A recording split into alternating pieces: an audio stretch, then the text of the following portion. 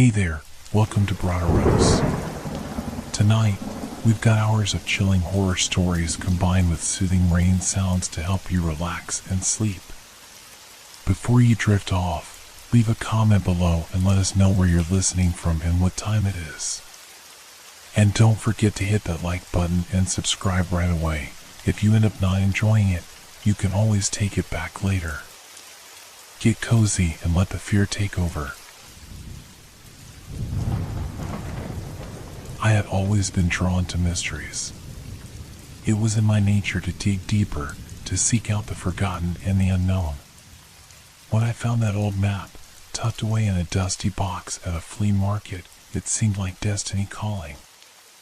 The paper was brittle, yellowed with age, and the ink had faded, but there was one thing that stood out, a mark, an X, in the middle of the ocean. The symbol seemed to pulse with a strange energy, as if it was trying to draw me in. I couldn't resist. I had to follow it. The location on the map pointed to a place no one spoke of, a hidden underwater cave that was supposed to be unreachable, a place where only the bravest or the most foolish would venture. Legend said it led to something far beyond the natural world. Some spoke of treasure, others of ancient creatures or lost civilizations. But the rumors didn't matter. What mattered was that it was there, and I would be the one to find it. I spent weeks preparing. I gathered equipment, brushed up on my diving skills, and even consulted with some of the best marine researchers. They all warned me against it. No one's ever returned, one of them said with a concerned frown. The currents are deadly, and the cave, it's not just a cave. But I wasn't going to let fear stop me. Not this time. The day I finally set out, the sky was unusually clear, and the sea seemed almost unnaturally calm. It was as though the ocean itself was holding its breath, waiting. My boat cut through the water, the engine's hum blending with the occasional splash of waves against the hull. As I approached the coordinates marked on the map, the sense of excitement built in my chest, mingled with something darker, something I couldn't quite place. I anchored the boat, and after checking my gear for the last time, I plunged into the water. The cold hit me immediately, but I had no time to dwell on that. I followed the compass, letting it guide me deeper and deeper into the blue abyss. My eyes strained in the murky water, the sunlight dimming with every meter I descended. Then I saw it. The entrance was almost hidden, covered in seaweed and coral. It was small, barely visible unless you knew where to look. But there it was, the dark mouth of the underwater cave. My heart raced. I pushed past the last few obstacles and swam toward it, the pull of the unknown too powerful to resist. The moment I crossed the threshold, a strange stillness settled around me.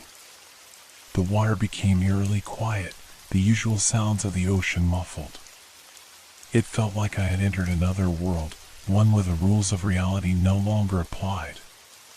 My headlamp cut through the dark, revealing the jagged walls of the cave. The air inside felt thick, almost unnatural, and I couldn't shake the feeling that something was watching me. I swam deeper, the cave stretching farther than I had anticipated. The walls closed in around me, the passage growing narrower. But then, just as I was about to turn back, I saw it, something that stopped me in my tracks. There, in the heart of the cave, was a room. Not just any room, but a strange, underwater chamber with walls made of smooth stone and windows. The windows looked out onto nothing but the endless blue ocean. But they weren't just windows, they seemed to be alive, shifting and changing, as if they were portals to something else. I approached cautiously, my breath shallow. This was it. This was the discovery I had been waiting for. I reached out to touch the glass, and the moment my fingers brushed against it, a sudden chill ran through my body. The water around me seemed to grow colder, and the light from my headlamp flickered. For a brief moment, I thought I saw something move beyond the glass. A shadow. A shape. It was too quick to make out, but it sent a shiver down my spine. That's when I realized this was no ordinary room. And whatever lay beyond those windows, I wasn't supposed to see. Before I could process what was happening, a loud, unnatural noise echoed through the cave, a scraping like metal against stone. My heart skipped a beat. Something was coming. I turned around, my pulse racing, but there was nothing there. Just the darkness and the oppressive stillness that seemed to grow heavier with every passing second. The sound came again, louder this time. Closer. I knew I had to leave. Now. But the room seemed to be pulling me in, its windows beckoning, the shadow beyond them growing ever closer. And then, just as I was about to turn and swim back, I felt it, something cold, something solid, grasping at my legs. I jerked away, but the grip tightened, pulling me deeper into the dark water. The shadow beyond the glass was no longer a shape, it was a figure, watching me. And in that moment, I understood. I wasn't alone in this place. And whatever was in here with me wasn't going to let me leave. The grip on my legs tightened with a force I couldn't explain. Panic surged through my body as I kicked frantically, trying to break free from whatever unseen force was holding me. My lungs burned from the pressure, my breath coming in short, sharp bursts. The cold around me seemed to deepen, the water feeling like ice against my skin. I looked down, but there was nothing there. No creature, no hands, no tangible thing that I could see. Yet the pull persisted, dragging me toward the darkness of the cave's depths. I had to fight. With all the strength I could muster, I pushed against the unseen force, forcing my body upwards. But every movement was sluggish, as if the water itself was resisting me, trying to pull me back into its depths. My headlamp flickered again, casting long, erratic shadows along the walls. I looked over my shoulder, expecting to see the figure I had glimpsed earlier, but it was gone. I reached for the surface, my hand stretching desperately toward the faint light above. Something whispered in the back of my mind, an urge to stay, to let go, to sink into the strange room I had discovered.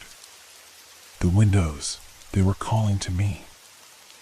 I shook my head, trying to shake off the thought, but it persisted. With every stroke, I felt the water around me shift, as if the very currents had turned against me, pushing me away from the surface, pulling me back to the room. The air seemed to grow heavier, thicker. My heart pounded as I fought against the pull. Then, just as I thought I couldn't take it anymore, my hand broke the surface of the water. I gasped for air, my chest heaving with each breath as I clung to the edge of the cave entrance. I made it. But the danger was far from over. I couldn't help but glance back at the cave.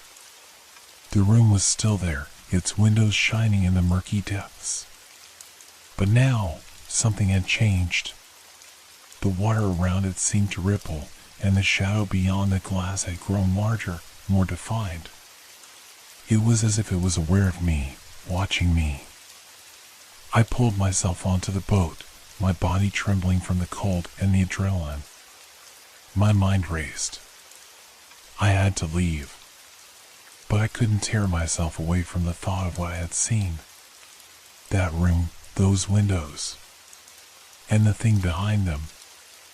I glanced back one last time, hoping to see nothing but empty water.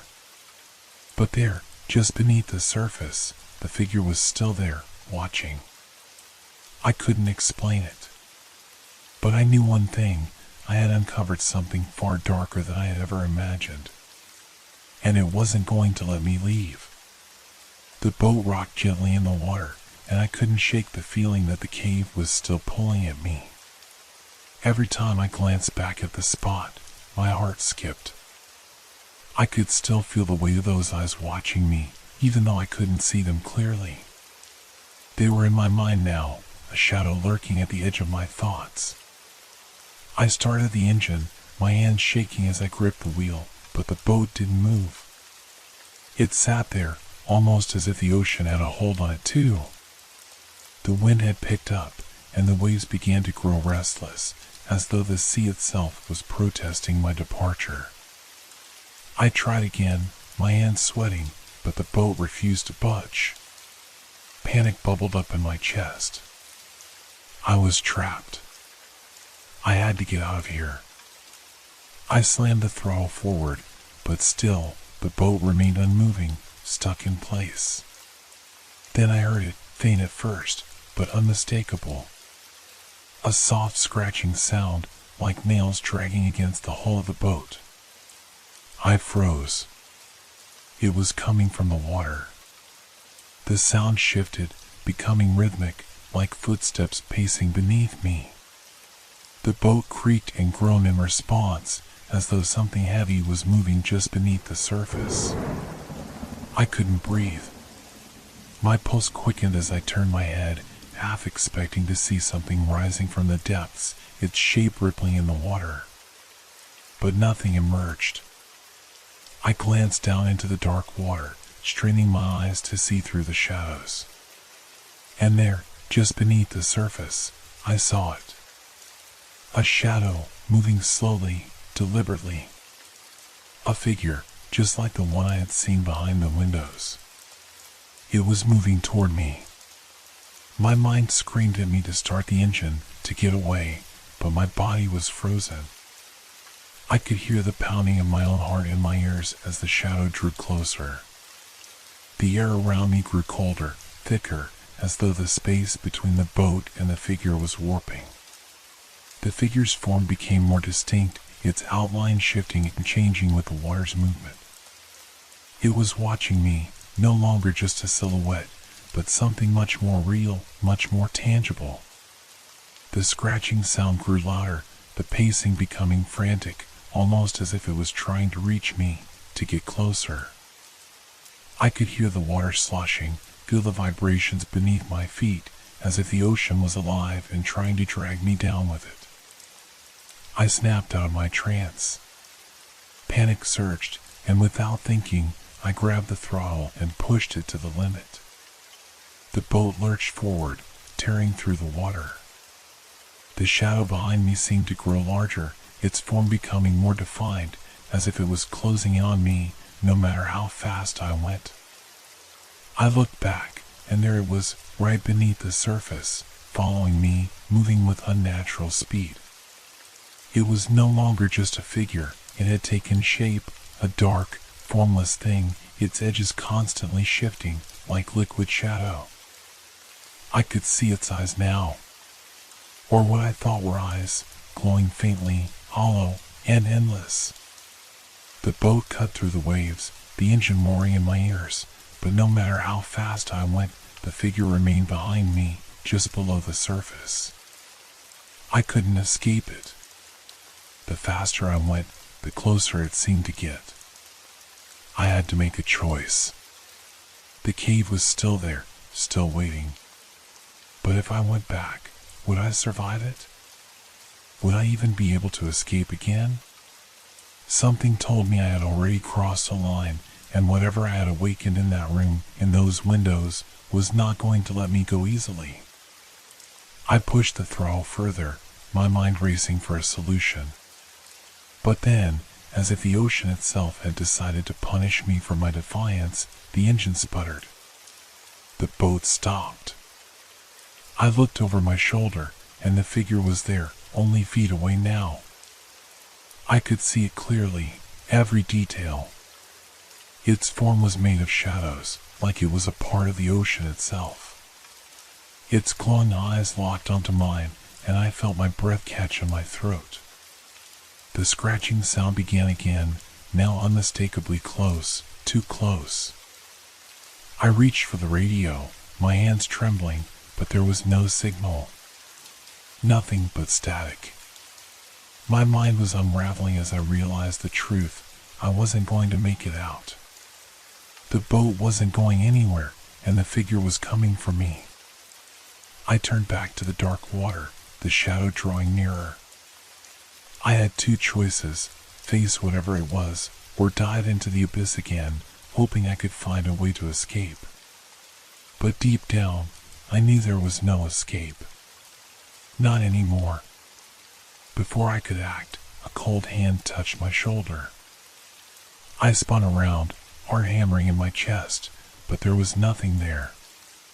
Just the dark, empty air and the sound of water slapping against the boat.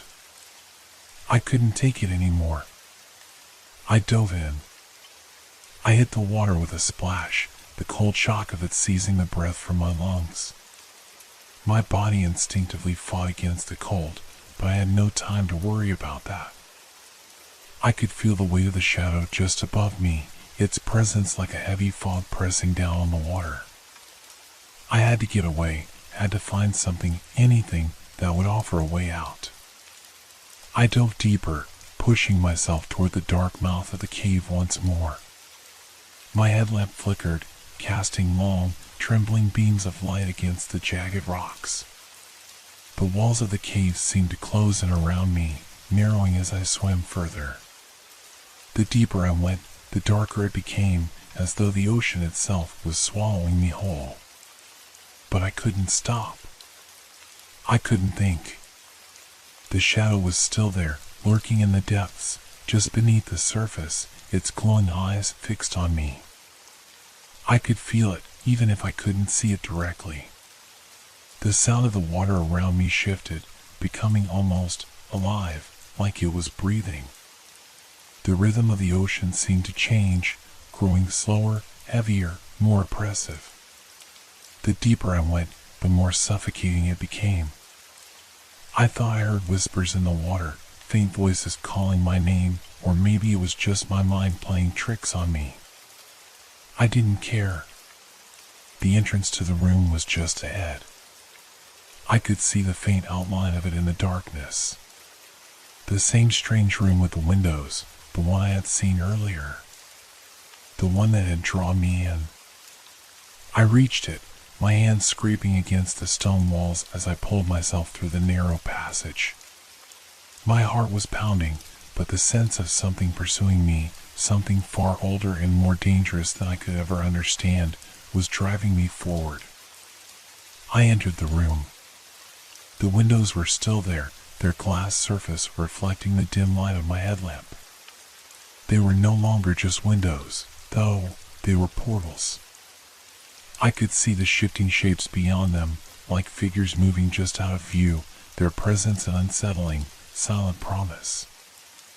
I turned around quickly, my breathing sharp and erratic.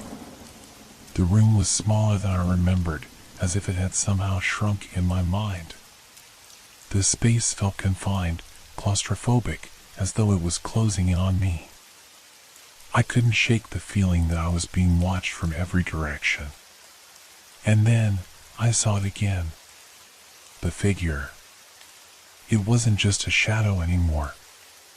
It had taken shape, dark, fluid, and formless, like a creature born from the ocean itself. It moved through the water, slow and deliberate, its glowing eyes fixed on me. It was a presence, not a being, a thing that existed just beyond the edge of reality. Its shape twisted, bending in ways that defied logic, as if it was made of the very water around me. My pulse raced. The air was thick, and the water seemed to swirl, pulling me toward the windows. I stumbled backward, my feet slipping on the wet stone floor. The room seemed to pulse with an unnatural rhythm, as if it were alive, as if it were breathing with me. I reached for the surface again, instinctively, but the current had changed. The water was pulling me deeper into the room, into the shadow. I fought it, kicking, thrashing, but it was no use. The force was too strong. I could feel it now, a cold, unrelenting presence wrapping around me, squeezing the air from my lungs. The figure in the water began to move toward me, its form twisting with each movement, like liquid being poured from one vessel to another. I couldn't take my eyes off it. Its eyes, those hollow, glowing eyes, were locked on me, drawing me in. I could feel its power, its influence, like it was pulling me closer, sucking me into its orbit. And then it spoke. Not with words, but with a presence. A voice that seemed to echo in my mind, reverberating through my very being. You shouldn't have come here. I couldn't move. The water was too thick, too heavy. It pressed in on me, suffocating, pulling me further into the room. I could feel my strength draining, my body becoming numb as the shadows reached for me. I tried to scream, but the water swallowed the sound. My mind raced. I had to escape. I had to survive. But there was nowhere to run. I was trapped. The darkness closed in around me like a vice, suffocating, unrelenting. My heart hammered in my chest, and yet the cold seemed to seep deeper into my bones, numbing me, freezing me from the inside out. The figure, no, the thing, moved closer, its shape bending unnaturally, like smoke in water, its eyes burning into mine with an intensity one couldn't escape. I was losing myself. My body felt heavy, paralyzed by the cold and the pressure of its presence. I couldn't think, couldn't breathe. The whispers grew louder in my head, swirling in a chaotic frenzy.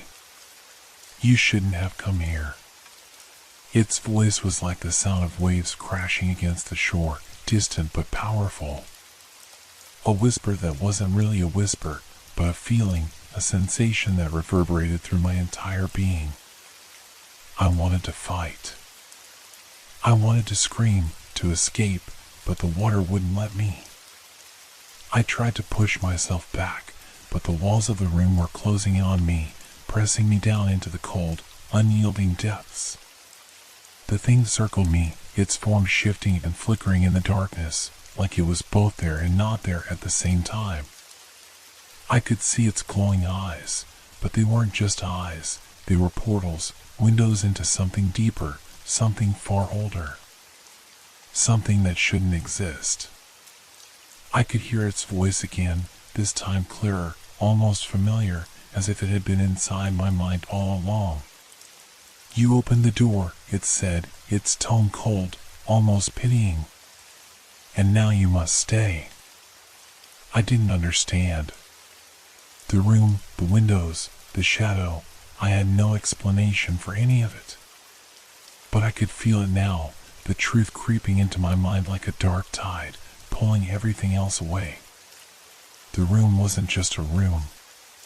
It wasn't a place.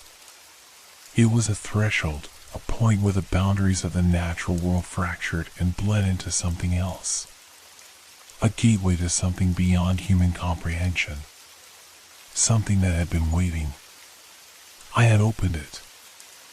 I had been foolish enough to follow the map, to dive into the depths and find this place.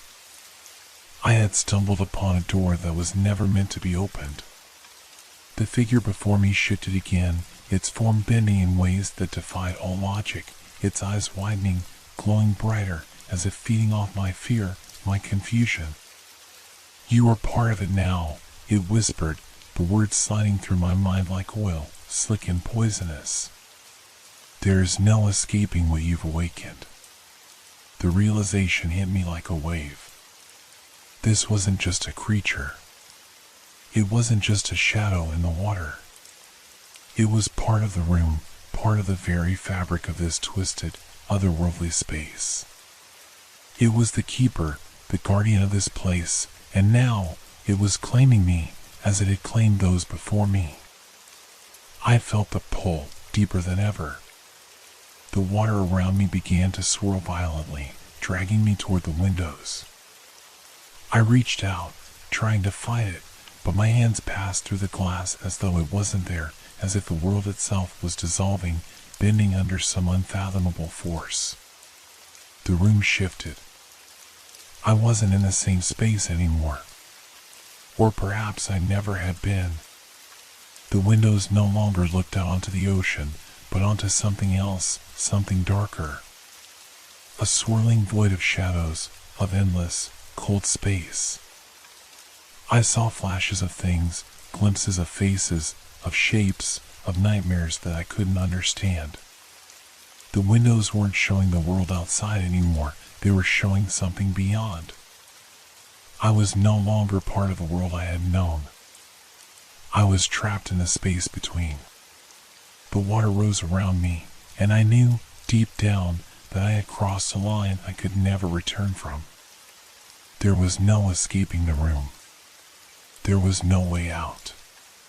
The ocean, the figure, the room itself, everything had changed me. I had been claimed by whatever haunted these depths.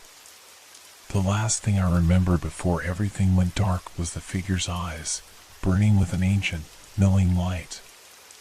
It wasn't just watching me anymore, it was waiting.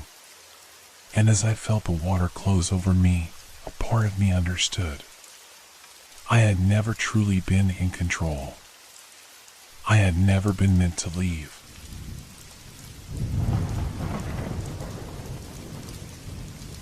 Have you ever looked at someone and felt like something was off?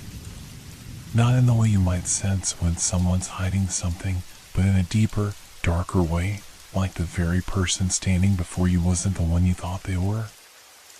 I didn't want to believe it at first. I told myself it was just stress, the late nights at work, the lack of sleep catching up with me. But it started to happen more often, every day, a new person, a new encounter. Something wasn't right with their shadows. I noticed it on my morning walk to the cafe, the one I took every day on my way to the office. People walking by, their shadows twisting unnaturally on the pavement, stretching in odd directions, shifting as if they had a life of their own. I couldn't look away. At first, I thought I was imagining it, that it was some trick of the light. But no, when I stared, I saw it clearly. The shadows weren't just following their owners, they were leading, pulling the people in different directions. I tried to dismiss the feeling, to laugh it off. But later that same day, it happened again, this time at the office. I was in the break room, waiting for my coffee to brew, when one of my colleagues, Amanda, walked past. I knew her well enough, and nothing seemed out of the ordinary. But her shadow, it moved independently of her. It flitted to one side, then darted back in the opposite direction, as though it had a mind of its own. I couldn't help myself. I stared. She didn't notice, busy rummaging through the fridge. The strangest part? Her shadow looked angrier. It flickered with a dark intensity that I had never seen before. A flicker of movement that looked almost like it was trying to break free, to do something beyond just following her movements. It was subtle, but terrifying. I looked away quickly, hoping I hadn't been noticed. But no matter how much I tried to push the thoughts away, they kept resurfacing. The shadows. They weren't right. The people seemed unaware of their shadow's strange behavior. No one else seemed to notice. They went about their day, oblivious, while I kept watching, terrified and intrigued at the same time. The more I saw, the more it seemed like these shadows weren't just passive reflections of the people they belonged to.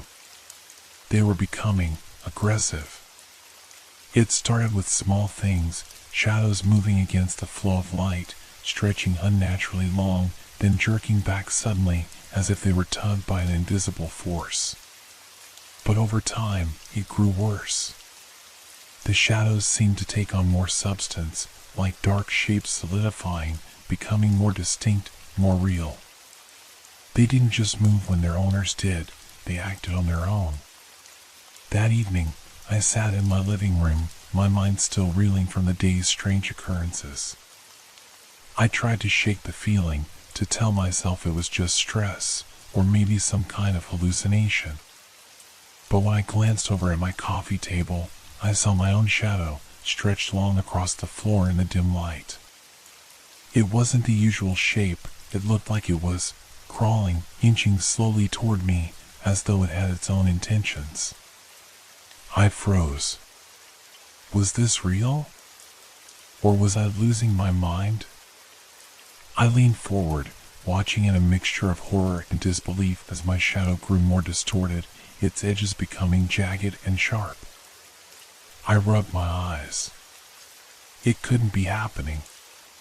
My heart raced as I tried to shake the feeling off, but it was undeniable.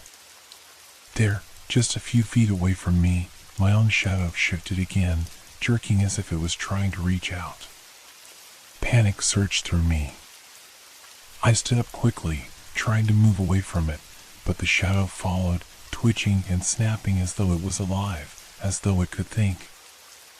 I bolted from the room, my mind in a frenzy.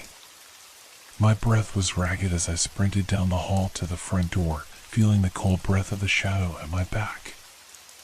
I swung the door open, and as I stepped into the night air, I thought I could hear something else, a whispering, faint but unmistakable.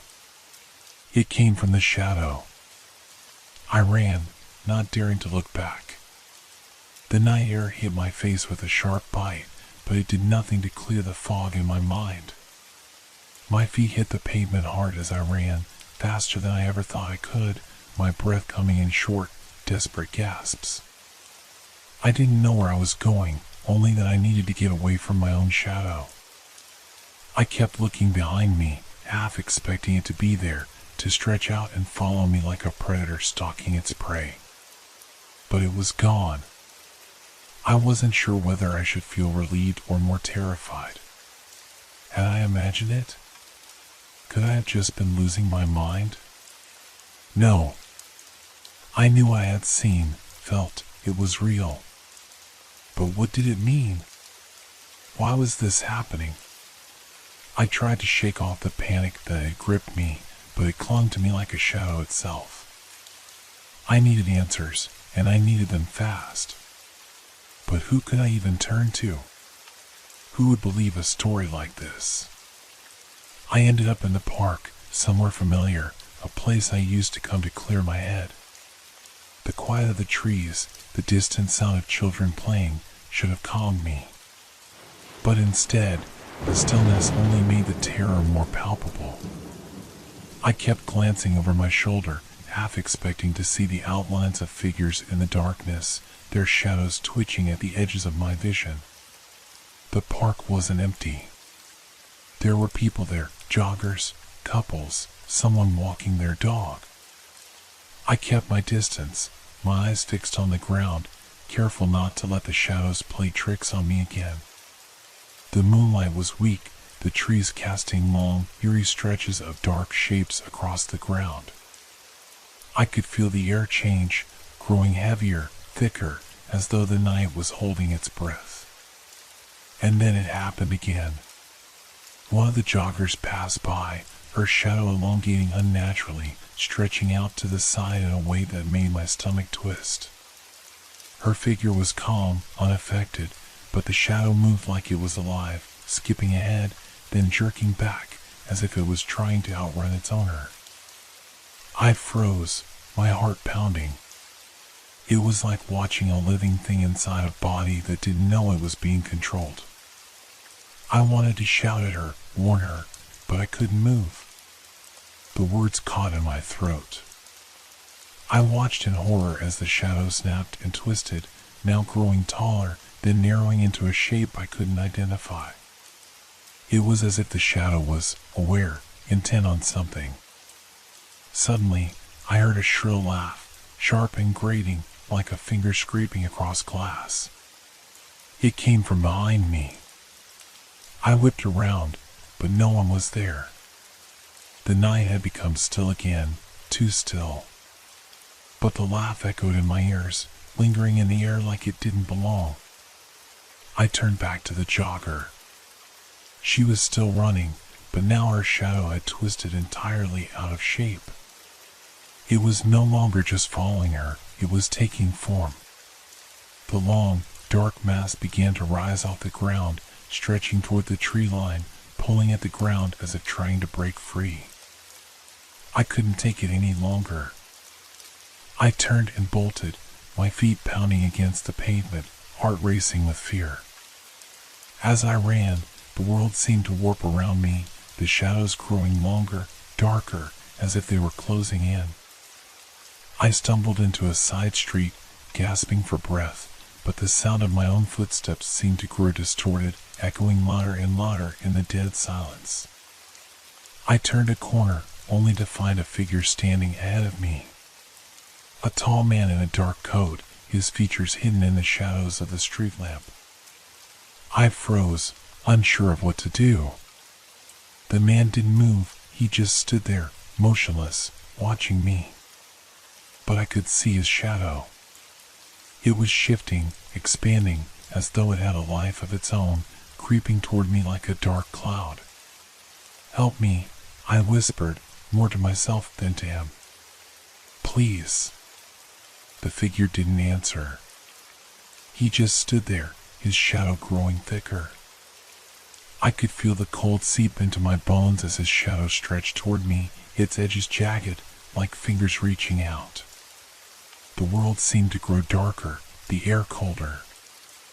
I turned and ran again, not looking back. The city's streets, once familiar, had become a labyrinth of dread. I wasn't sure how long I'd been running, but my legs were burning, and my breath came in shallow bursts. The shadows seemed to close in from every direction, stretching and twisting like predators, waiting to pounce. My mind was a whirlpool of fear and confusion. I couldn't make sense of any of it. I rounded a corner, my pulse racing, only to find myself face to face with the same figure. The man in the dark coat. His eyes, or what I could make out of them in the low light, seemed to pierce through me, like they saw everything I feared, everything I knew but couldn't understand. "Why are you running?" he asked, his voice low, almost too soft to be heard over the pounding of my own heartbeat. His words weren't threatening, but there was an edge to them, as though he already knew the answer. I started, but I couldn't find the words. How could I explain? The shadows following people, moving on their own. "They're not right," I managed to get out, my voice trembling. "They're shadows, they're alive. They're..." His gaze didn't break. He stepped closer, and for a moment, I thought I saw something in his eyes. It wasn't pity. It was something colder, more knowing.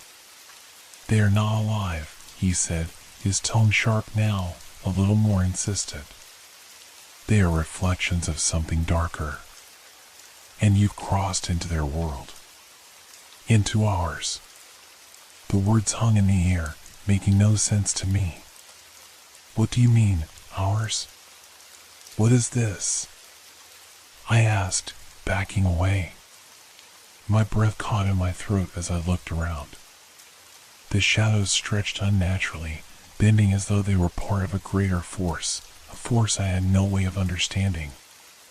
The figure took another step forward, his shadow flickering, twisting at his feet like it had a life of its own. "You see it now," he said, more to himself than to me. "The line is thinning. The shadows are merging with this world." "What world?" I asked, panic rising in my chest. "What's happening? What's coming?" He didn't answer right away. His face remained expressionless, but his eyes seemed to deepen, darken. The air around us felt heavy, as if something unseen was pressing in on me, making it harder to breathe. "The world of the shadows," he said finally, his voice a whisper.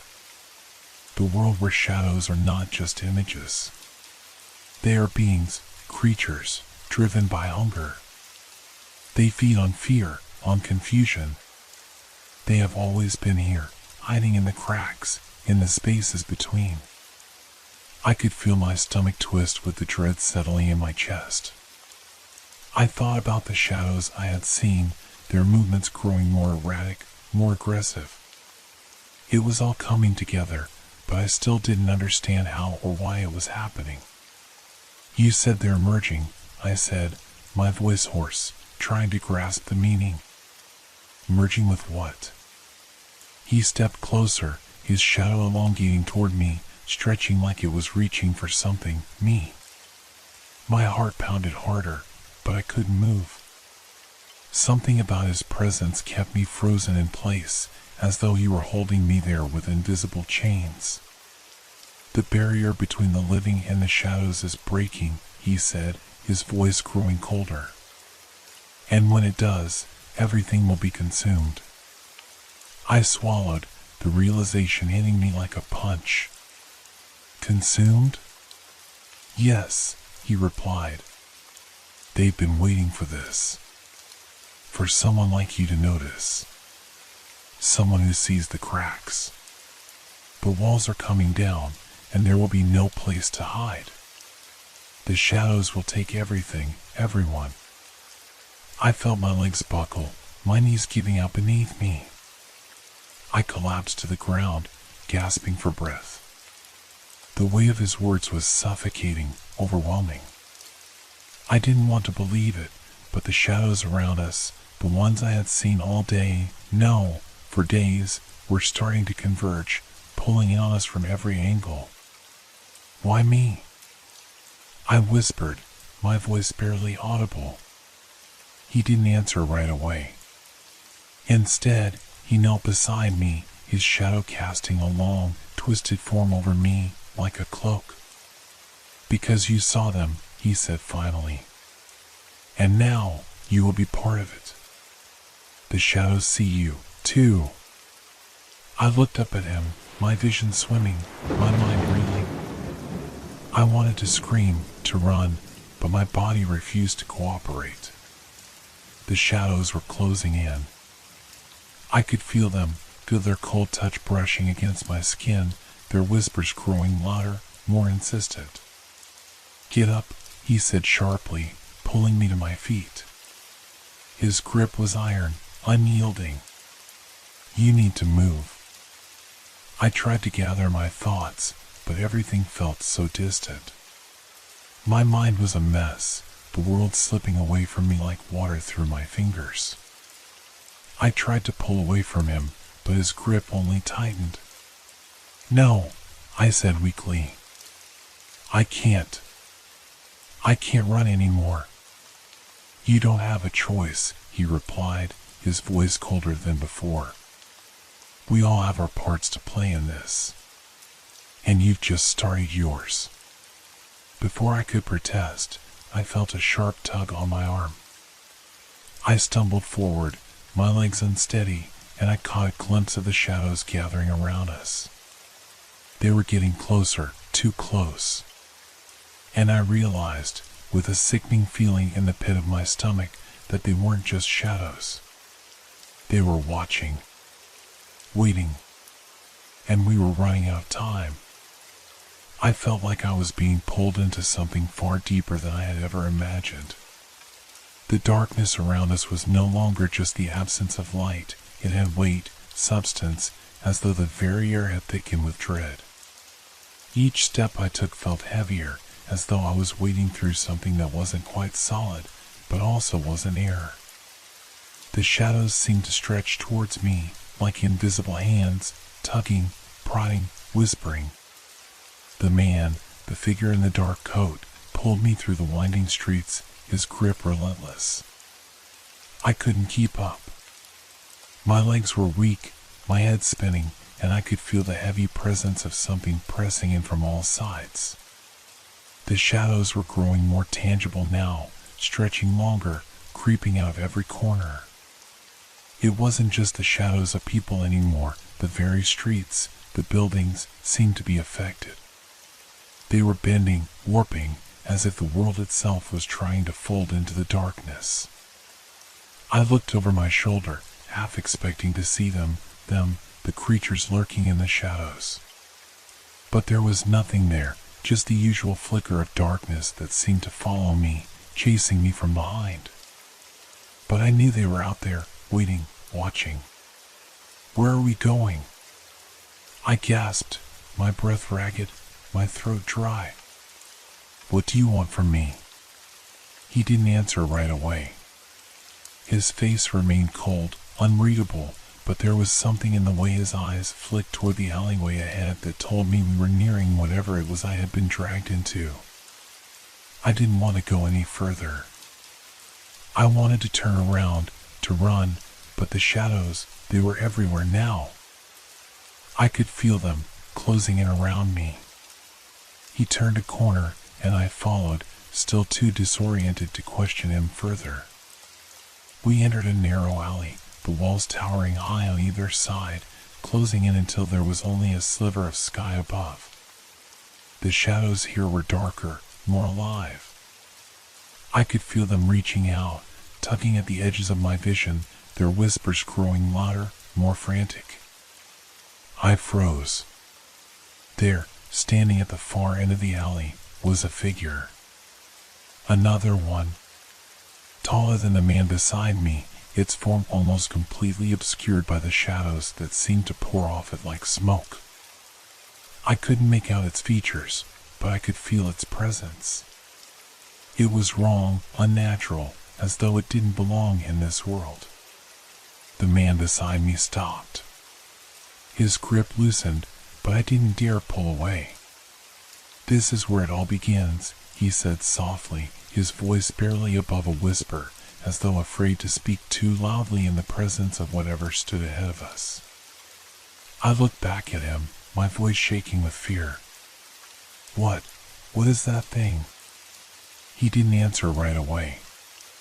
Instead, his eyes flicked toward the shadow figure, his expression shifting slightly, a brief flash of something, regret, fear passing over his face.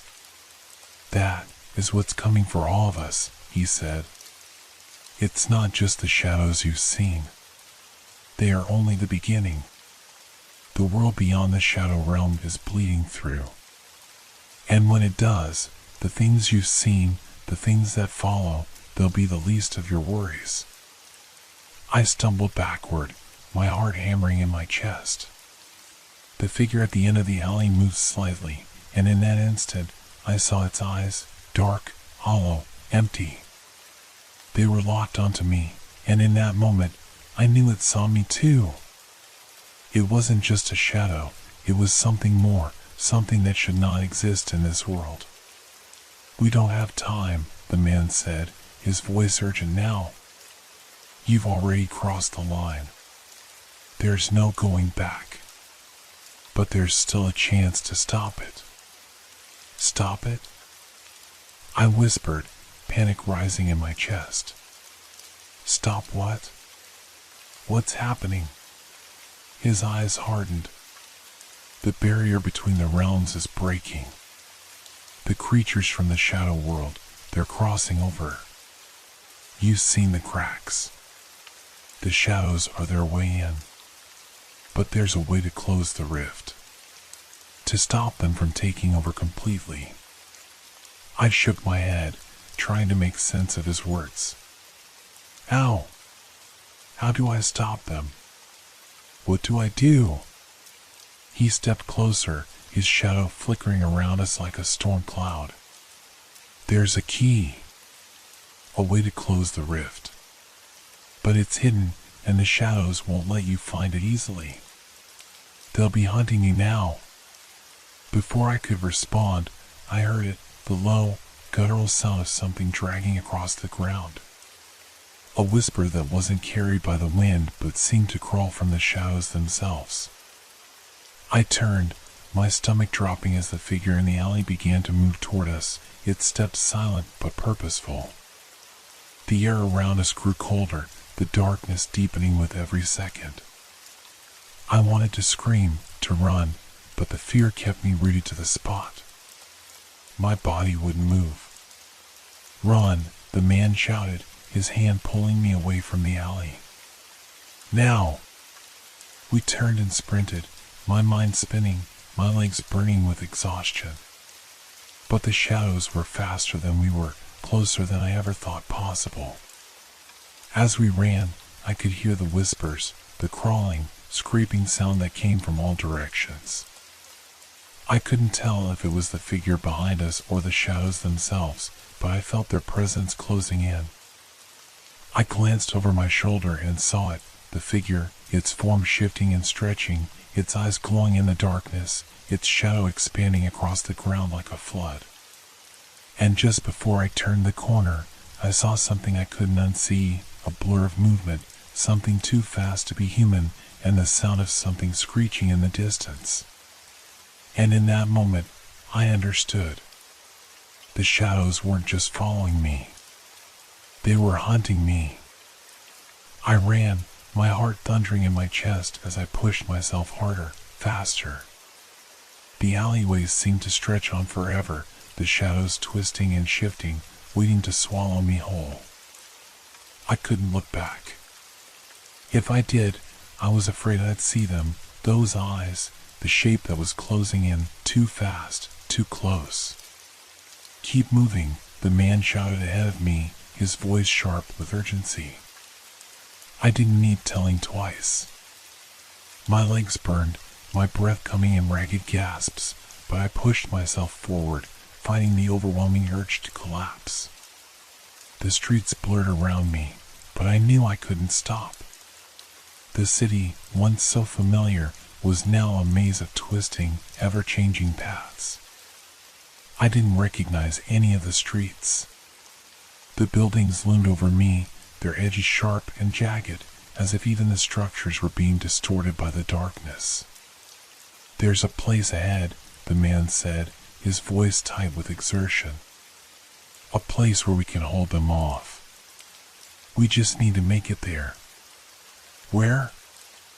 I gasped, my feet stumbling slightly as exhaustion weighed me down. "How much farther?" "Just keep going," he replied, never slowing his pace. "You'll see it." We turned another corner, and for the first time since this nightmare began, I felt a shift in the air. A cold, unnatural chill spread over me, prickling the skin on the back of my neck. The shadows seemed to pull away from the walls, coiling into the air like smoke. It wasn't just the darkness that had been closing in, it was something else, something I couldn't see, but I could feel. The man didn't say anything, but I could hear the urgency in his footsteps. He was moving faster now, pulling ahead. I tried to follow, but something stopped me. A flicker. A shadow in the corner of my eye. I froze. For a split second, I thought I saw it, one of the creatures. A figure, tall and dark, emerging from the corner of a building. It was almost human, but its limbs were too long, too twisted. Its eyes were wide, glowing faintly, and its shadows seemed to stretch endlessly into the night. Before I could blink, the thing was gone, disappearing into the deeper shadows, but the feeling of its presence remained, gnawing at the edge of my consciousness. "Go!" the man shouted from ahead, and I snapped back to reality. The sound of his voice propelled me forward, but I couldn't shake the sensation that something was waiting for me just out of sight. I pushed on, my mind racing, my body screaming in protest. The place he'd spoken of was just ahead. I could see the faint glow of light in the distance, but the shadows around me were growing bolder. The ground beneath my feet felt unstable, as though the very earth was shifting with every step I took. We reached a tall, crumbling building, the windows boarded up and the door barely hanging on its hinges. The man shoved the door open with surprising force, motioning for me to follow. I stumbled inside, almost falling as I crossed the threshold. The air in the building was stale, thick with dust, but there was something else, an unnatural silence, as if the building itself had been abandoned for far longer than it should have. The door slammed shut behind me, and I spun, my heart pounding. The man stood still, his face grim as he watched the shadows outside creep around the edges of the building. He stepped forward, pulling a large, rusted metal rod from a pile of debris on the floor. "They'll find us," he said, his voice low. "But we can hold them off for a while. We just have to." He was interrupted by the sound of scraping, louder this time, closer. I turned toward the source of the noise. From the cracks in the walls, from beneath the floorboards, the shadows were creeping in. They moved like liquid, flowing and undulating, as though they were alive, sentient. "We don't have time," the man said again, his voice now tight with fear. "You need to listen carefully. You've already crossed the line. The rift is open, and now there's no turning back.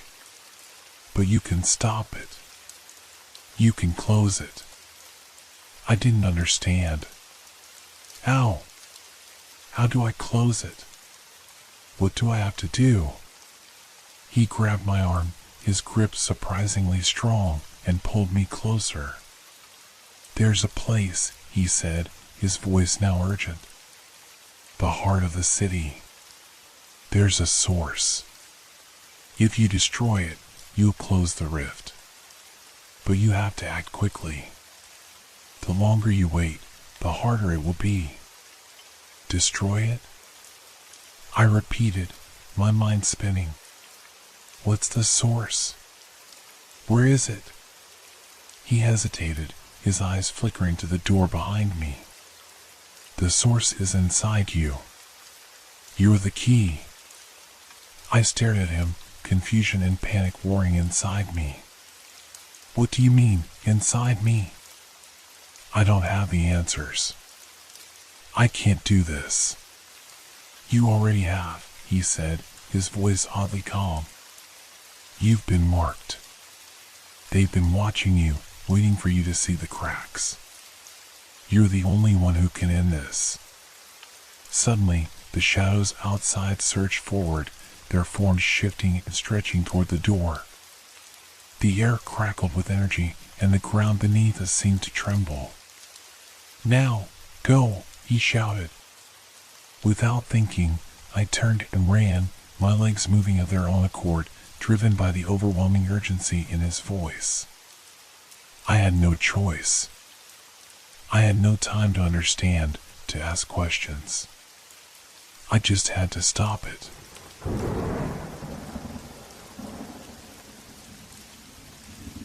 I remember the exact moment I found it. The dust, the scent of old paper, the strange stillness that seemed to fill the room.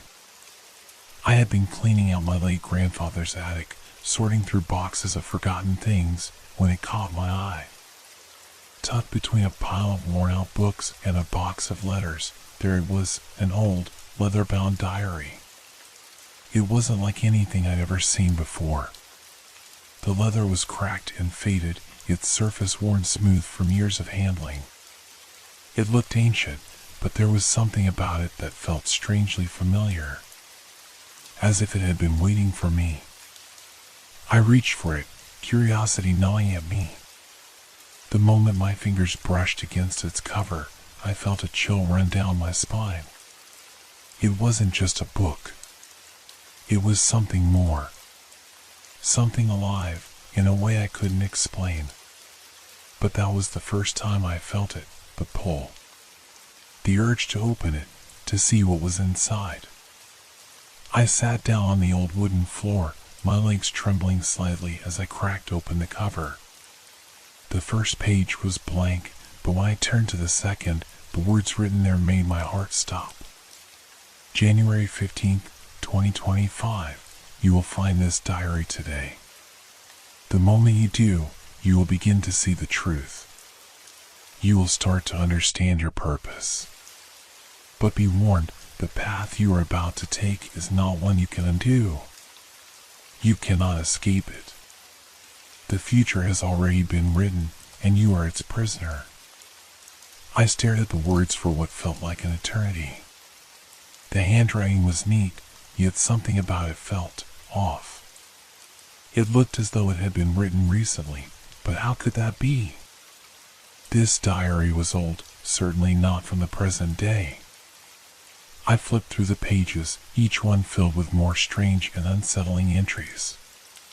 Some of the dates were in the future, others in the past, but all of them seemed to relate to me. Events, conversations, places I had yet to visit. It was as though my entire life had already been documented, written by someone who knew everything about me before I even lived it. I could feel my pulse quicken as I read further. The entries were becoming more specific, more detailed. The dates were growing closer, and the events described, things that had yet to happen, were becoming increasingly unsettling. February 1st, 2025. You will hear a knock at your door tonight. Do not answer it. Do not open the door to anyone. February 3rd, 2025. The shadows in your house will begin to move. They will grow stronger. You will hear them, but you must not acknowledge them. February 10th, 2025. Your reflection will change. The person you see in the mirror will no longer be you. It will be someone, something else. Don't trust it. I felt the hairs on the back of my neck stand up. It was impossible. These events hadn't happened yet. And yet, the certainty in the words, the chilling accuracy of the details, was undeniable. I closed the diary, my hand shaking, and stared at it for a long time, as if expecting it to open on its own. But it remained shut, as silent as the darkness that seemed to fill the room. The air was thick with an unnatural weight, and I felt like I was suffocating. The clock on the wall ticked loudly, its sound echoing in the quiet attic. I glanced at it. The time was 3:30 in the afternoon. I couldn't shake the feeling that something was about to happen, something that I couldn't control.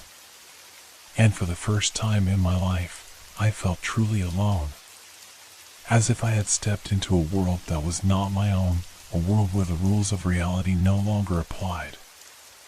I opened the diary again, desperate for some explanation, some answer. But all I found were more dates, more details. The future had already been written, and I was a mere character in a story I hadn't asked to be part of. I slammed the book shut, my heart racing. There was no way this could be real. It had to be some kind of sick joke. Or maybe a trick of my mind, some illusion I had created. But the words, the dates, they wouldn't leave me. They were etched into my thoughts, buried deep in my consciousness. I could feel them, creeping in, growing louder with each passing second. Then came the knock. It was soft at first, barely a tap, but it echoed through the house as if it came from somewhere deep within its walls. My pulse spiked, and I froze. My breath caught in my throat. The knock came again, more insistent this time. And then, the third time, it sounded like a bang. A loud, forceful knock that made the house tremble. I stood there, rooted to the spot, my mind racing.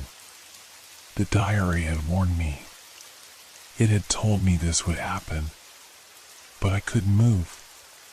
My feet felt like they were glued to the floor, my body refusing to obey the primal urge to run.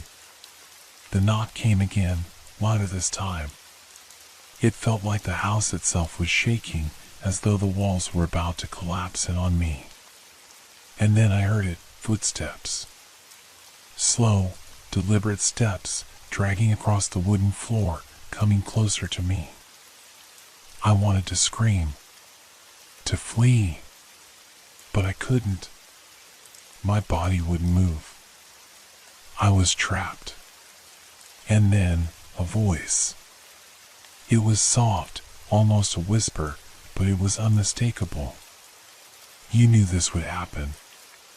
I don't know how long I stood there, frozen in place, listening to the footsteps drawing nearer. The sound was so distinct, so real, yet nothing was there. No one. I had closed the door to the attic when I first came in, and I was sure I hadn't let anyone in. But the footsteps were relentless, echoing in the eerie silence of the house. I wanted to turn around to look for the source, but every part of me screamed not to. The words from the diary rang in my ears over and over again, as if they were some sort of mantra that my mind couldn't escape. Do not answer it. Do not open the door to anyone. But who could it be? And why was I so terrified? It was only a knock. A visitor, maybe. Or was it something else entirely? Something I couldn't yet understand. I shook my head, trying to clear the fog in my mind. This had to be a coincidence. There was no way the diary's predictions could be real. I had to remind myself of that, even as my heart hammered in my chest. I stepped closer to the attic door, almost compelled by an unseen force, my fingers twitching toward the doorknob. I could feel the cold metal against my skin, but I couldn't make myself turn it. The sound of the footsteps had stopped. The house had gone silent again, but I knew that something had changed. The air was heavy, thick with anticipation. Then, just as quickly as it had stopped, the knock came again, stronger, louder. A bang that made my heart lurch in my chest. I backed away, my breath shallow. My head spun as I turned toward the attic window. The sunlight was fading, casting long shadows across the room, the world outside tinged in an unnatural orange glow. It had been hours since I first opened the diary, but time felt warped. The clock on the wall no longer seemed to match the rhythm of the house. I wasn't sure if it was morning or evening anymore. Everything felt out of sync. I walked to the window, trying to find any semblance of normalcy in the outside world. But all I saw were the trees outside, their long, gnarled branches swaying in the wind like skeletal fingers reaching for the sky. The shadows seemed darker, more oppressive, and I swore I saw them moving, shifting in ways that didn't belong to nature. I shook my head, trying to focus.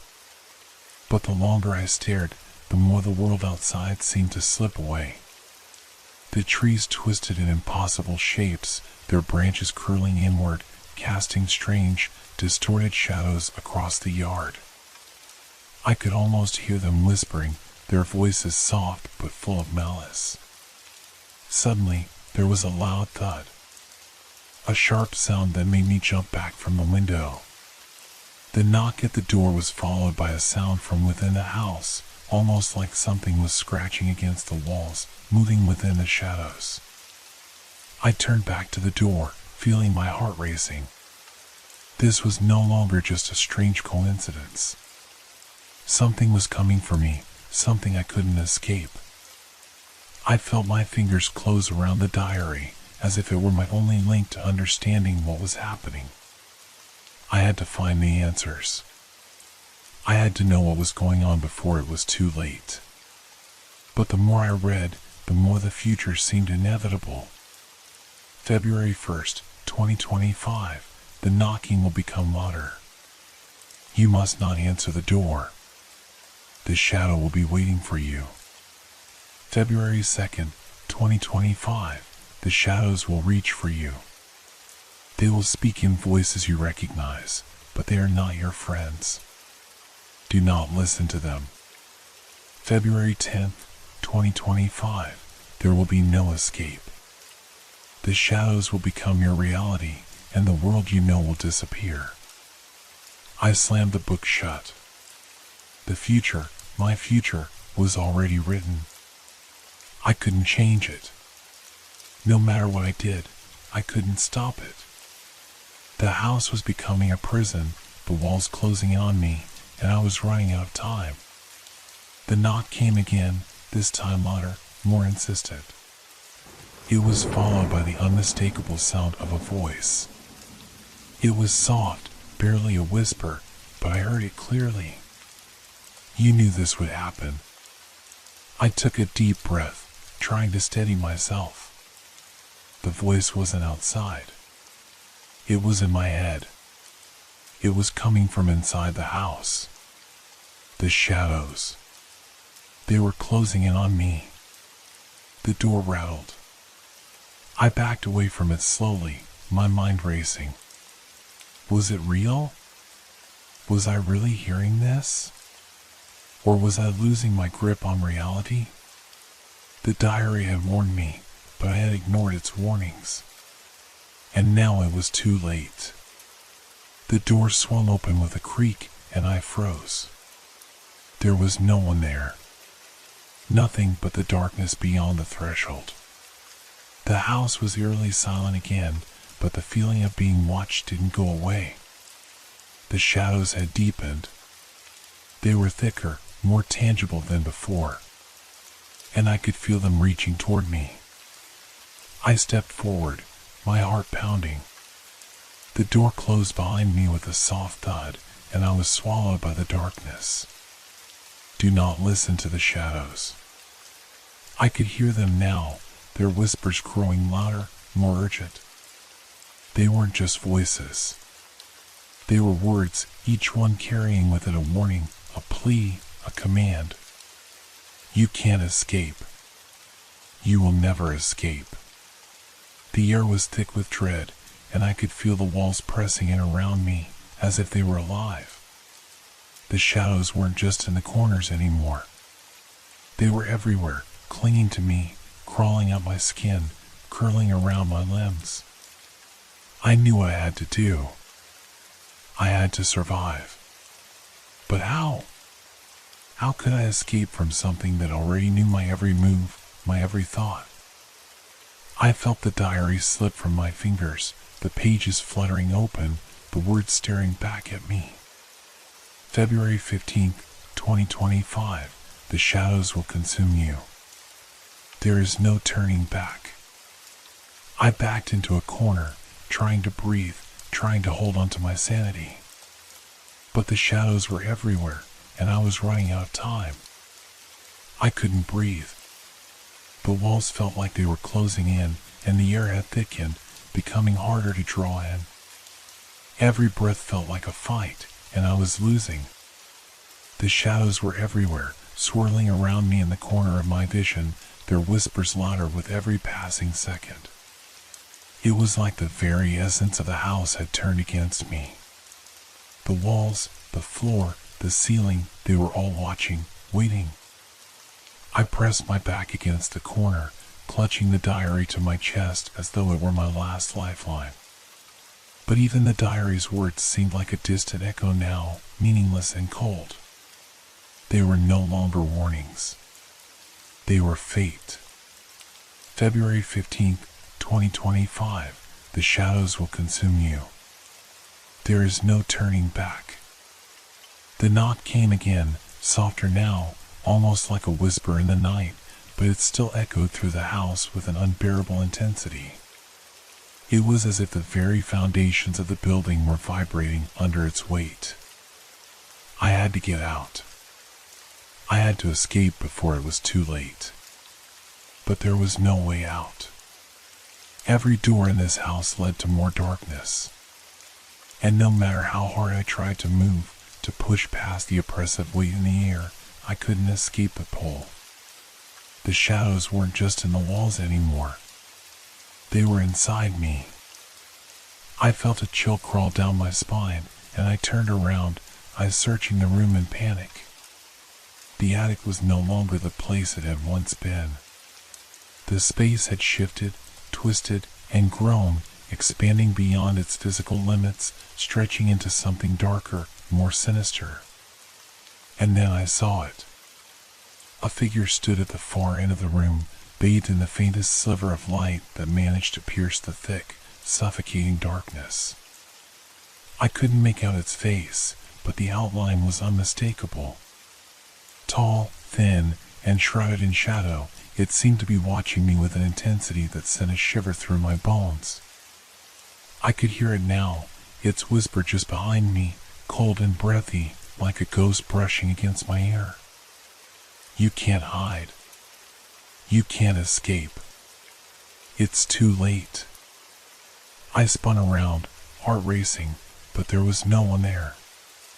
Nothing but the inky blackness. My pulse hammered in my temples as I looked back toward the figure, but it was gone. The floorboards creaked beneath me, and I stumbled backward, my mind spinning with confusion and fear. I could hear the whispers growing louder now, their words sharp and taunting. You were always meant to be here. I staggered toward the door, but my hand froze just before it touched the knob. The whispers had turned into low, guttural growls, the air thick with a sense of malevolent presence. I knew the shadows were watching me, waiting, and they weren't going to let me go. Suddenly, there was a flash of movement in the corner of my eye. I turned, instinctively, but all I saw was the figure again, standing in the shadows, closer this time. The same chilling whisper, you were always meant to be here. I wanted to scream, to run, but my body wouldn't move. It was as if the room itself had frozen me in place. My legs felt like lead, my mind clouded with a fog of dread. Then, a new sound. A soft, almost inaudible tapping. It started at the door, like fingernails scraping against wood. It grew louder, sharper, until the entire door rattled in its frame. Something was on the other side, something I couldn't see. And whatever it was getting closer. The tapping stopped abruptly, replaced by a low, rumbling growl, so deep it seemed to shake the very air around me. I backed away, unable to tear my eyes away from the door. My breathing was erratic now, my heart racing, every nerve on high alert. The growl shifted, becoming more distinct. It was speaking, no, growling, something that felt more like a command than a warning. Open the door. I stood there, paralyzed by fear, my mind racing. What was I supposed to do? What was behind that door? Should I open it? Should I confront whatever was waiting for me? I wanted to believe it was all a trick of my mind. But the shadows in the room were moving, crawling closer, circling me. And the voice, that voice, grew louder, more insistent. Open the door. Let us in. I couldn't ignore it. The shadows were drawing nearer, their whispers now a chorus of voices, all calling my name. I turned toward the door. My hand was trembling as I reached for the handle, and I could feel my pulse in my throat. The house was alive now, breathing with me. The walls were pressing in, narrowing my field of vision until all I could see was the door. And then, I opened it. I don't know what I expected, but what I saw was beyond anything my mind could have prepared for. There was no world beyond that door. No hallway, no stairwell, no escape. Only darkness. Pure, endless darkness. A void so thick, so absolute, it felt like it was swallowing everything in its path. I stepped forward, compelled by something I didn't understand. My feet carried me into the darkness, my body moving on its own accord, even as my mind screamed for me to stop. The door slammed shut behind me, cutting off the faint light from the attic. I was swallowed by the shadows. I could hear them now. The whispers. The voices calling to me. Surrounding me. Welcome home. And then, all at once, everything went silent. The silence was worse than the noise. At first, I couldn't comprehend it. The heavy stillness, the complete absence of sound. It felt wrong, like I was standing on the edge of reality itself, about to fall into an abyss where nothing made sense anymore. Every breath I took felt like it echoed too loudly, piercing the suffocating calm that had settled around me. I tried to move, to call out, but no words came. My mouth felt dry, and my limbs were heavy, as if the very air was weighing me down. I couldn't see anything in front of me, behind me, or to either side. It was as though I was suspended in nothingness, floating in a space where time didn't exist, where even the air itself had ceased to be. And then I heard it. A faint scraping sound, distant at first, but slowly growing louder. It was unmistakable now, the sound of something dragging across the floor, something large, heavy, and relentless.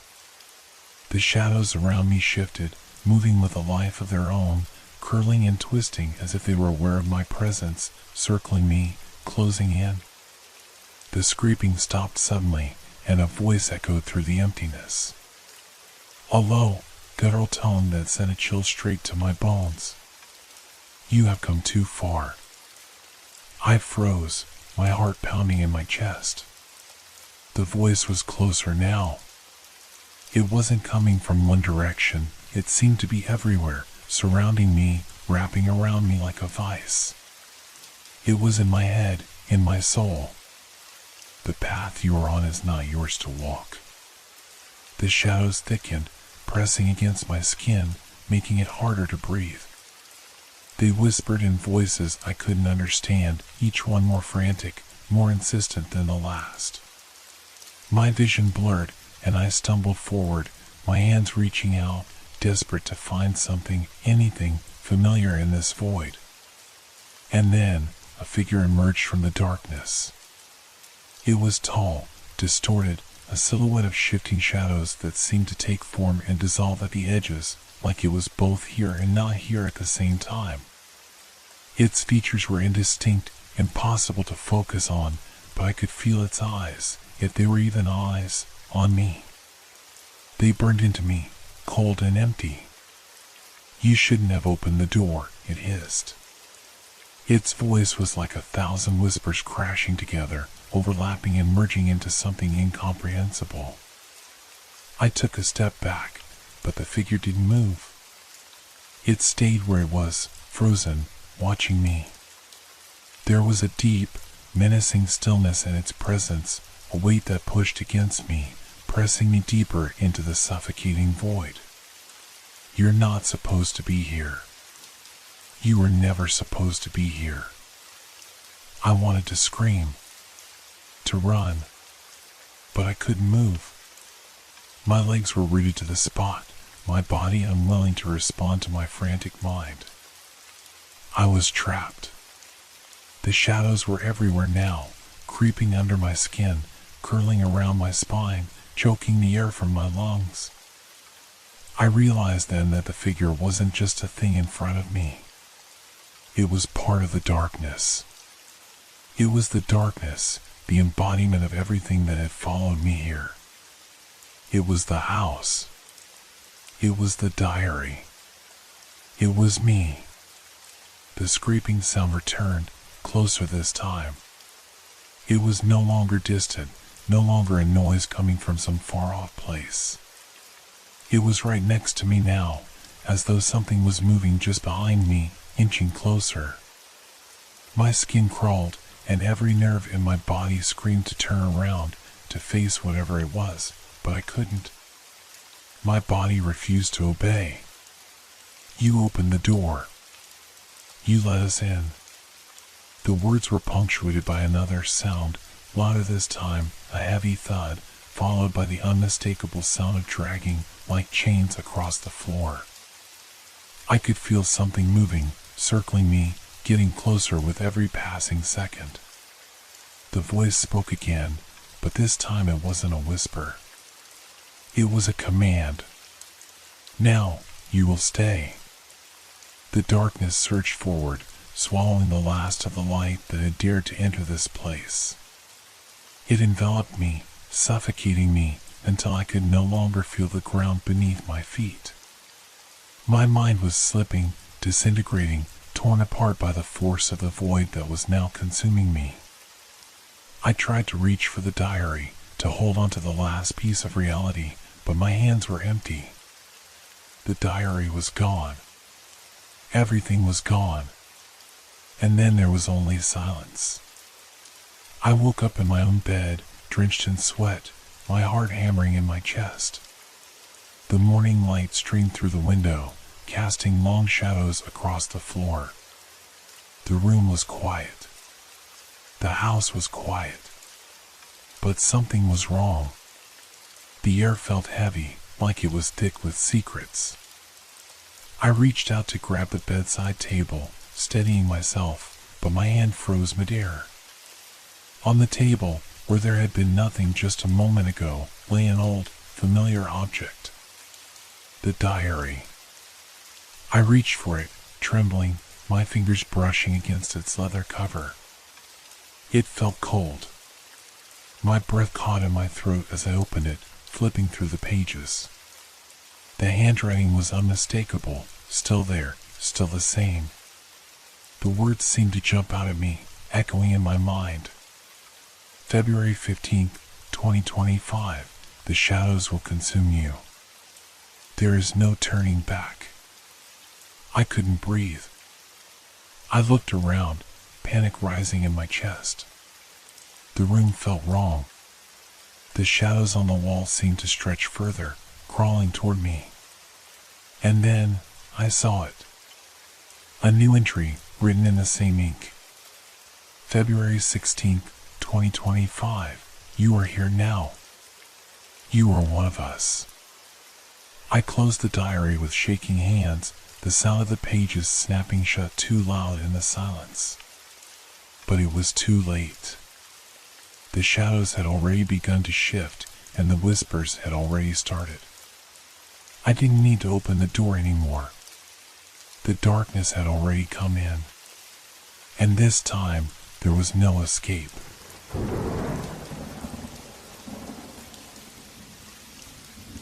I can still hear the sound of that television flicking on. It wasn't anything special at first, a forgotten relic of the past, sitting on the side of the road like trash waiting to be picked up. I was walking home from the corner store when I spotted it, a bulky black box with cracked knobs and a flickering screen that seemed to have a life of its own. The kind of thing people left behind, thinking it was useless. But I didn't think so. Curiosity got the better of me, as it always does, and I dragged it into my apartment. The cord was frayed, and the screen was covered in dust, but I figured it might still work.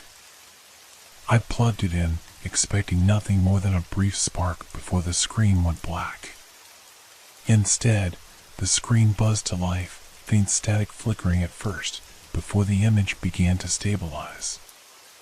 I sat back on the couch, arms crossed, watching the black and white image slowly clear. What I saw on the screen wasn't anything remarkable at first, just the view of my living room, the room I was sitting in, captured through the lens of the television's old camera.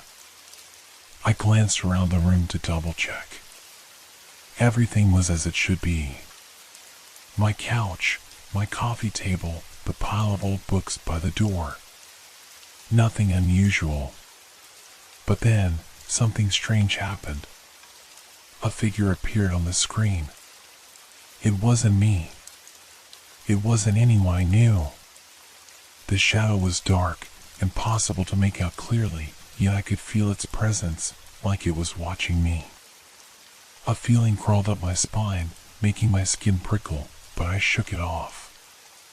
It was just a weird glitch, I told myself. Nothing more. But as I sat there, the figure didn't move. It just stood there, watching me through the screen, as if waiting for something. And then, it changed. The figure on the screen began to shift. Not much at first, just a slight movement, like the faintest ripple of a shadow, but it became clearer. The outline sharpened. It was a person, but not a real person. Its body seemed to melt into the dark edges of the screen, as though it was never meant to exist in this world, but somehow it found its way into it. I leaned closer, unable to tear my eyes away. The figure's face was blank, no eyes, no mouth, just a smooth surface where features should have been. But it was looking directly at me, staring right through the screen. A chill ran through me. This wasn't normal. I stood up abruptly, knocking the coffee cup off the table as I backed away from the television. The figure on the screen didn't follow my movements, but it did something far worse.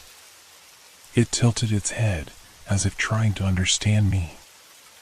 I turned to the door, my heart racing. But before I could reach it, the screen flickered again, and something new appeared. A scene, my apartment, but with something wrong. The books on the floor were now scattered. The couch was overturned. The lights had gone out, leaving the room bathed in darkness. And there, in the center of the mess, was the shadow from the screen. It was in my room now, in my space. It was no longer just a reflection, it was real. I grabbed the remote, furiously pressing buttons, trying to turn the television off, but it wouldn't respond. The screen only buzzed louder, the image growing clearer. It showed me in the living room. But the version of me on the screen was different. The figure on the screen was wearing a mask, a featureless, gray mask, and it moved like I moved, imitating my every movement in perfect, eerie synchronization. The figure raised a hand to the screen, pressing its palm against the glass. I froze, my heart in my throat, as the figure on the screen did the same. I stepped back, slowly, still staring at the screen. The air around me grew cold. I tried to speak, to scream, but no sound escaped my mouth. All I could hear was the humming of the television, the low buzz of the static, and the unmistakable sound of breathing, not my own. I looked to the side, and for a brief moment, I saw it. The figure, the shadow, standing in the doorway, just out of sight, waiting for me.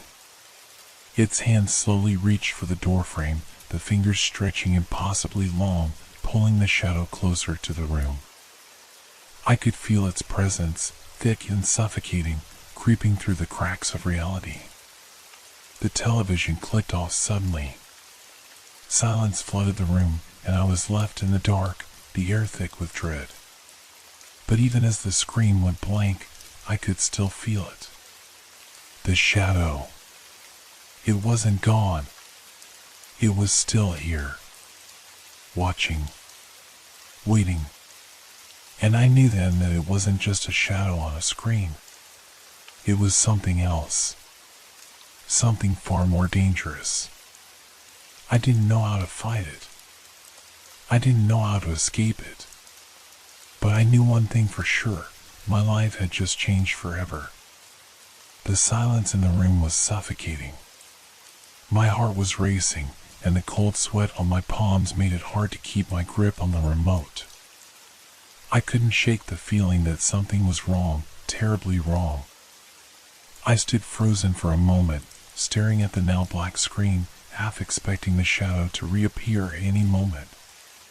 The figure I'd seen in the reflection still felt alive in the room, like it was lurking just beyond my vision, waiting for me to slip up.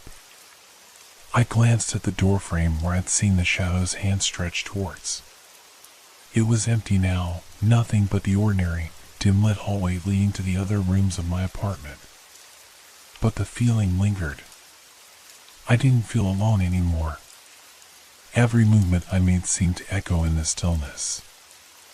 I took a deep breath, trying to steady myself. "It's just your imagination," I whispered, trying to convince myself. "You've been stressed lately. Maybe you're just tired." But even as I said it, I knew it wasn't true. The television. It had to be the television. I reached over, flicking the switch to turn it back on. My hand trembled as I pressed the power button. Nothing.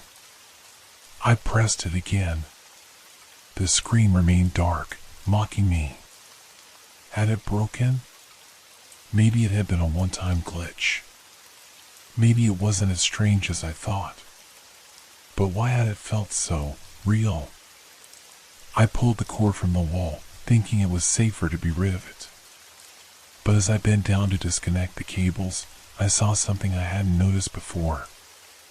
The back of the television wasn't just dusty, it was cracked, as if something had recently forced its way through. A strange mark was etched into the plastic, long, jagged, and irregular, as if something had scratched at it from the inside. My stomach dropped. The marks weren't just on the back. There were similar scratches on the sides, leading me to wonder if there was something trapped inside. I grabbed a flashlight and shone it through a crack. What I saw made my blood run cold.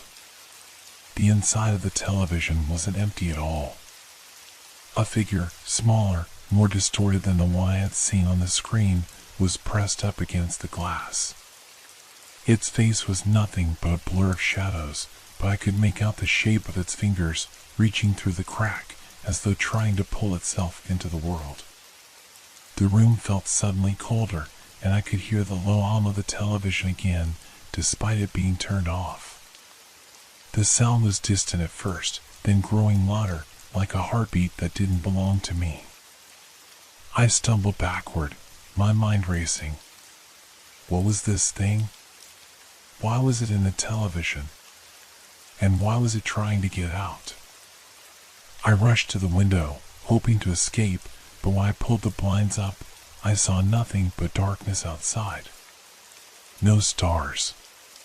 No streetlights. Just an overwhelming black void that pressed in on my senses. My chest tightened, and I could hardly breathe. It was as if the world outside had ceased to exist entirely. I turned back to the television. The shadow on the screen was there again, clearer now, more defined. It had moved from the dark corner to a central position, staring at me through the glass.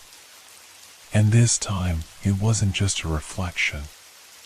This time, the figure in the screen wasn't mimicking me anymore. It was watching me, waiting for me to make my next move. I stepped closer to the screen, heart pounding in my chest, trying to rationalize it. I had to get rid of it. Throw the TV away. Call someone for help. But deep down, I knew it was too late for that. The figure on the screen raised its hand again, mirroring my own movements as I reached toward the power button. But then it did something different. It reached beyond the glass, just like the hand I had seen earlier in my room, except this time the fingers weren't pressed against the screen. They were coming through. The figure's hand was stretching towards me, its black fingers curling, reaching for my throat. I recoiled, but my feet felt glued to the floor. I tried to scream, but no sound came out. The hand continued to inch closer, and as it reached out, the figure's face became more distinct, twisted, its features grotesque and wrong, like a face trying to break free of its own skin. I realized then, with a sickening certainty, that I wasn't just dealing with some strange occurrence. This wasn't a glitch, and it wasn't a haunted object.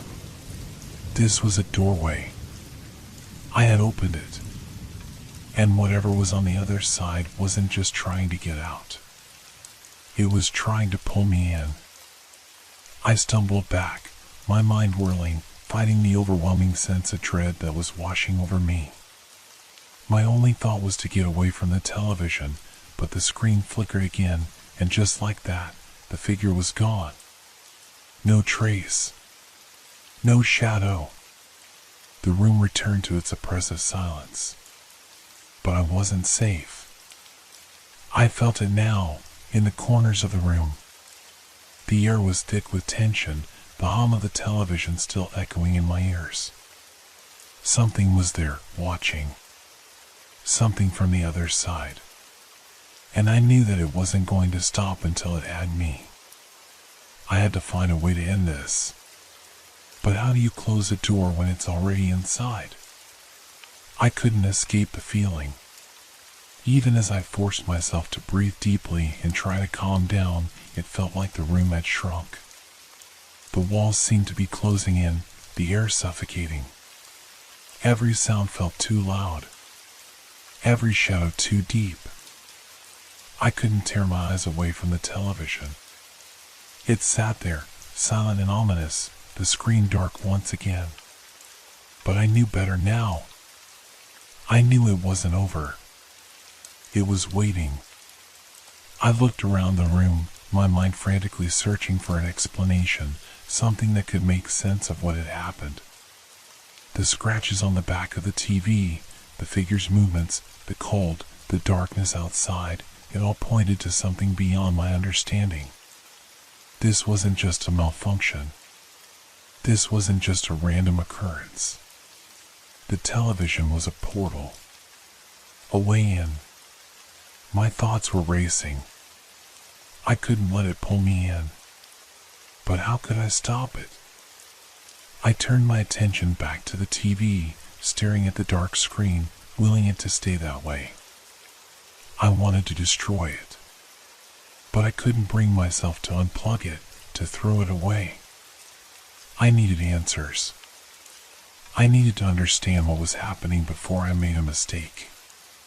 Forcing my trembling hands to move, I reached for the remote again. I pressed the power button, expecting nothing to happen, but the screen flickered on. This time, the image was different. The figure was there again, in the same position, but it looked distorted. It was changing. The shape of its body was rippling like water, its limbs twisting unnaturally, bending in ways they shouldn't. It was no longer just an image, it was a living, breathing thing, something that shouldn't exist.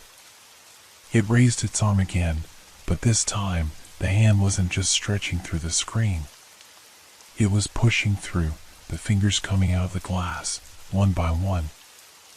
I could hear the sound of cracking, like the television itself was breaking apart from the inside.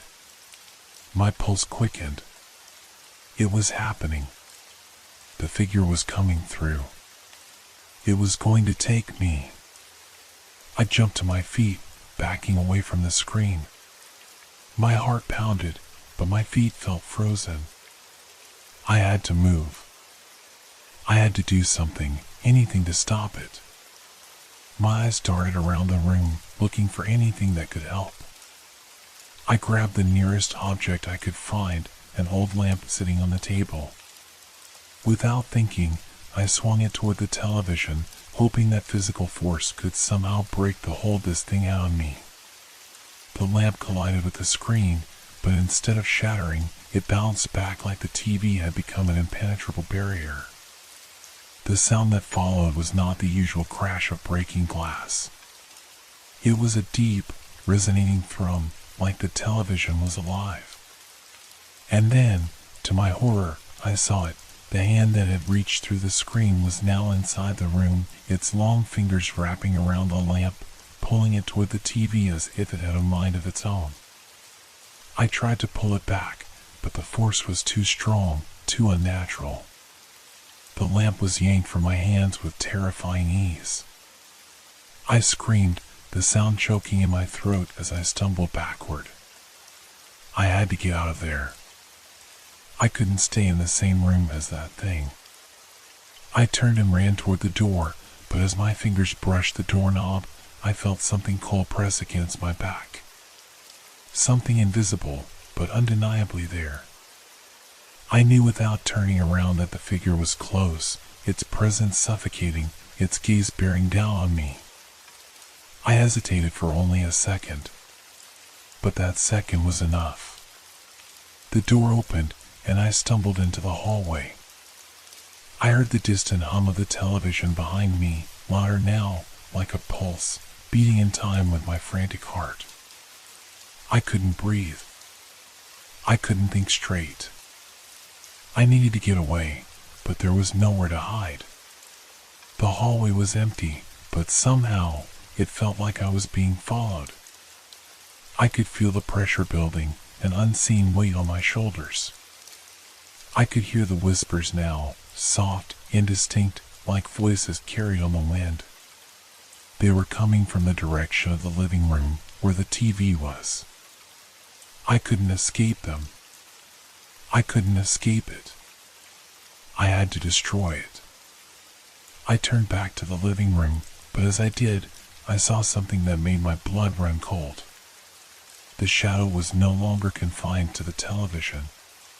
It had spilled out into the room, filling every corner, every inch of space. The darkness moved, undulating like it had a life of its own. And then, as though responding to my thoughts, the television flickered once again. This time, it wasn't just the figure on the screen. It was me. My reflection. But not the version of me that stood in the room. It was a twisted, distorted version of myself, grinning at me from the screen, its eyes wide, unblinking, filled with a malevolent energy. "Come closer," the figure on the screen said, its voice low and guttural, like it was coming from somewhere far away. I didn't have to move. I could feel it pulling me in. Like a magnet, it drew me toward the screen, making my feet move against my will. No, this couldn't be happening. I turned and ran for the door again, but before I could reach it, the air grew thick and heavy. The whispers turned into words. The shadows swirled around me, closing in. The television was no longer just a screen. It was alive, breathing in the room. And then, as the figure reached through the screen once more, I understood. It wasn't just trying to get out. It had already come in. My heart was pounding so loudly, I couldn't hear anything else except for the cold, steady hum of the television behind me. It was like the air itself had thickened, pressing in on me from all sides. I turned, not daring to look directly at the screen, afraid of what I might see. But I felt it. I felt it in my bones, the presence, the unmistakable pull of that thing on the other side. The whispers had grown louder now, their voices sharp and urgent.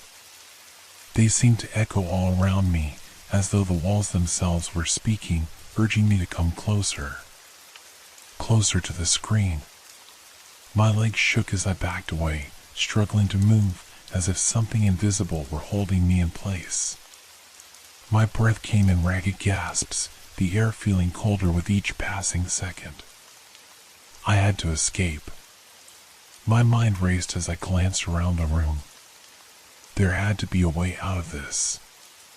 There had to be something I could do to stop this nightmare from swallowing me whole.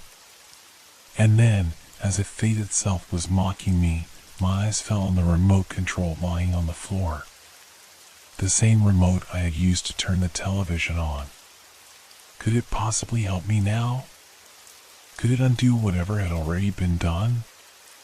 I didn't have time to think. My hand shot out toward it, desperate, my fingers trembling as they brushed against the cool plastic.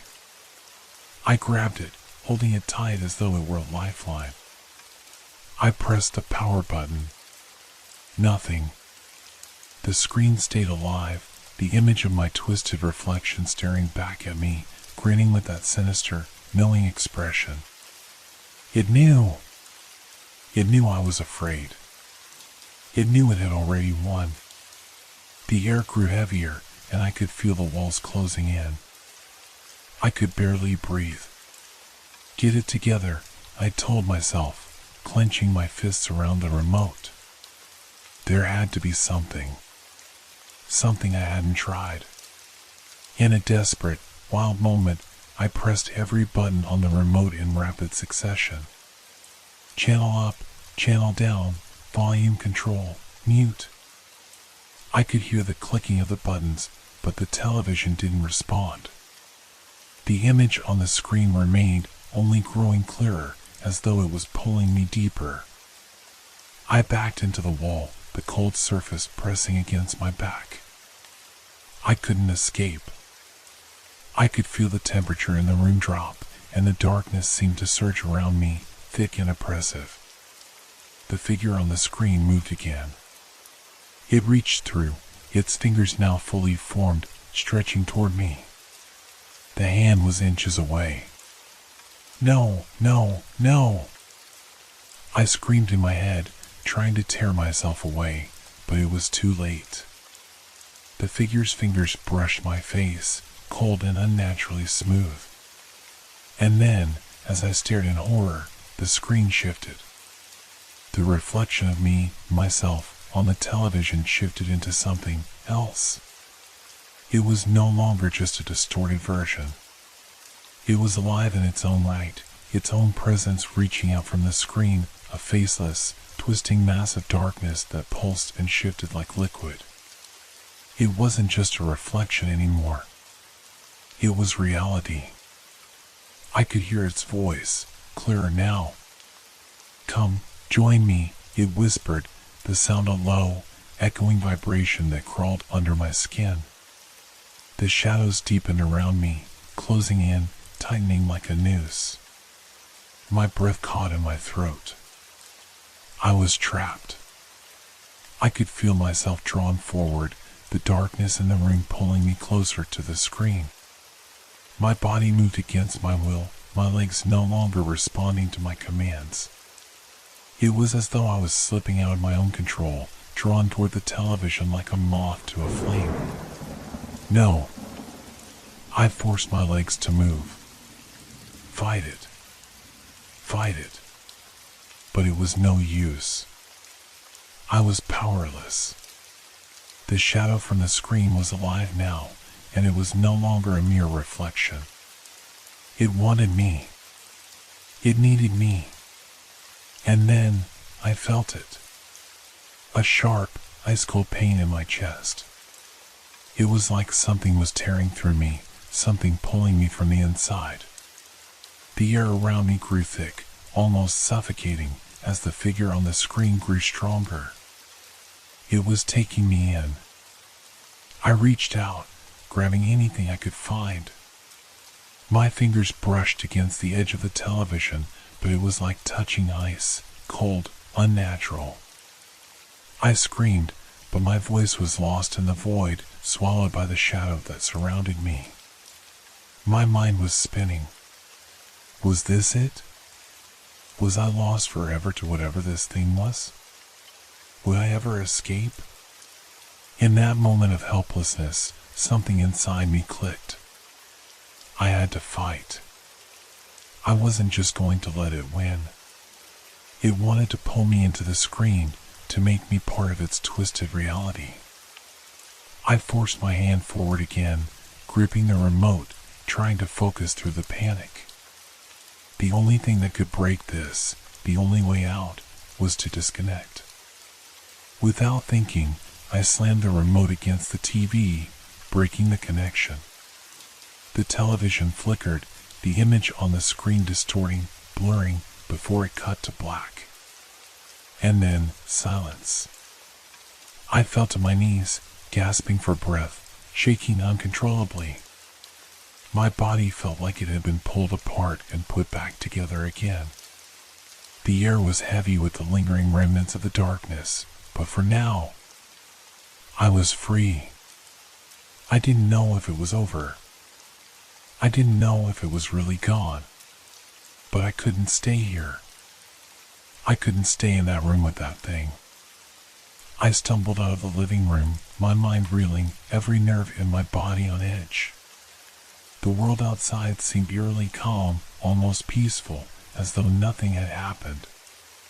But I knew the truth now. The darkness, the thing that had haunted me through the screen, was still there. Watching. Waiting. And I wasn't sure I could ever escape it. I couldn't shake the feeling that something was watching me. Every corner, every shadow seemed to shift while I wasn't looking. The air felt thick, as though it was alive, pulsing with an unseen presence that I could never quite escape. I left the house, stepping into the quiet streets. The world outside seemed normal, too normal. As if the chaos of the last few hours had never happened. But I knew better. What I had seen, what I had felt, wasn't just in my head. It was real. And I couldn't outrun it. I tried to tell myself that I had survived, that I had fought it off. But something about the whole experience felt incomplete, unfinished. It wasn't over. I could feel it deep inside me. The television had been my undoing. I couldn't look at any screen now. My phone, my computer, even the television in the corner of my room, it didn't matter. Every time I caught a glimpse of one, the fear crept in. The thought of that dark, twisted figure on the screen, reaching for me, waiting to pull me in again. I hadn't even realized how far I had walked until I found myself standing in front of a pawn shop. The neon sign buzzed faintly, its flickering light casting eerie shadows onto the sidewalk. I wasn't sure why, but something in the back of my mind told me to go inside. To look for something, anything. The door creaked as I entered. The stale air smelled of dust and old leather. The store was cramped, filled with shelves of forgotten objects. I couldn't focus on any one thing, my eyes darting from corner to corner, searching for something, but what? I wandered deeper into the store, my breath shallow, my heart pounding. And then I saw it. A television, sitting on a small table in the back of the shop. It was old, with a bulky frame covered in dust. But it looked familiar. My stomach twisted, the memory of the shadow on the screen flashing through my mind. I approached it cautiously, each step making my skin crawl. As I stood before it, I could feel my heartbeat in my throat, the air thickening once again. The urge to touch it was overwhelming, but I fought it. I turned away, my pulse racing. I had to leave. I had to get out of here before it pulled me back into that nightmare. But as I reached for the door, something stopped me. A low faint but unmistakable. The television had turned on. I froze. My heart skipped a beat. I didn't dare look back. But I could feel it, the darkness, the coldness. That same suffocating presence creeping in around me, through the air, through the walls, seeping into my skin. I bolted out the door, my breath coming in short gasps as I sprinted into the street. I didn't stop. I couldn't stop. The terror was clawing at me, chasing me, whispering that I was never truly free. And as I ran, I could swear I heard the faintest sound of something scratching at the back of my mind. The television. The screen. It was waiting for me. And no matter how far I ran, it would always be there, lurking in the dark, watching, waiting.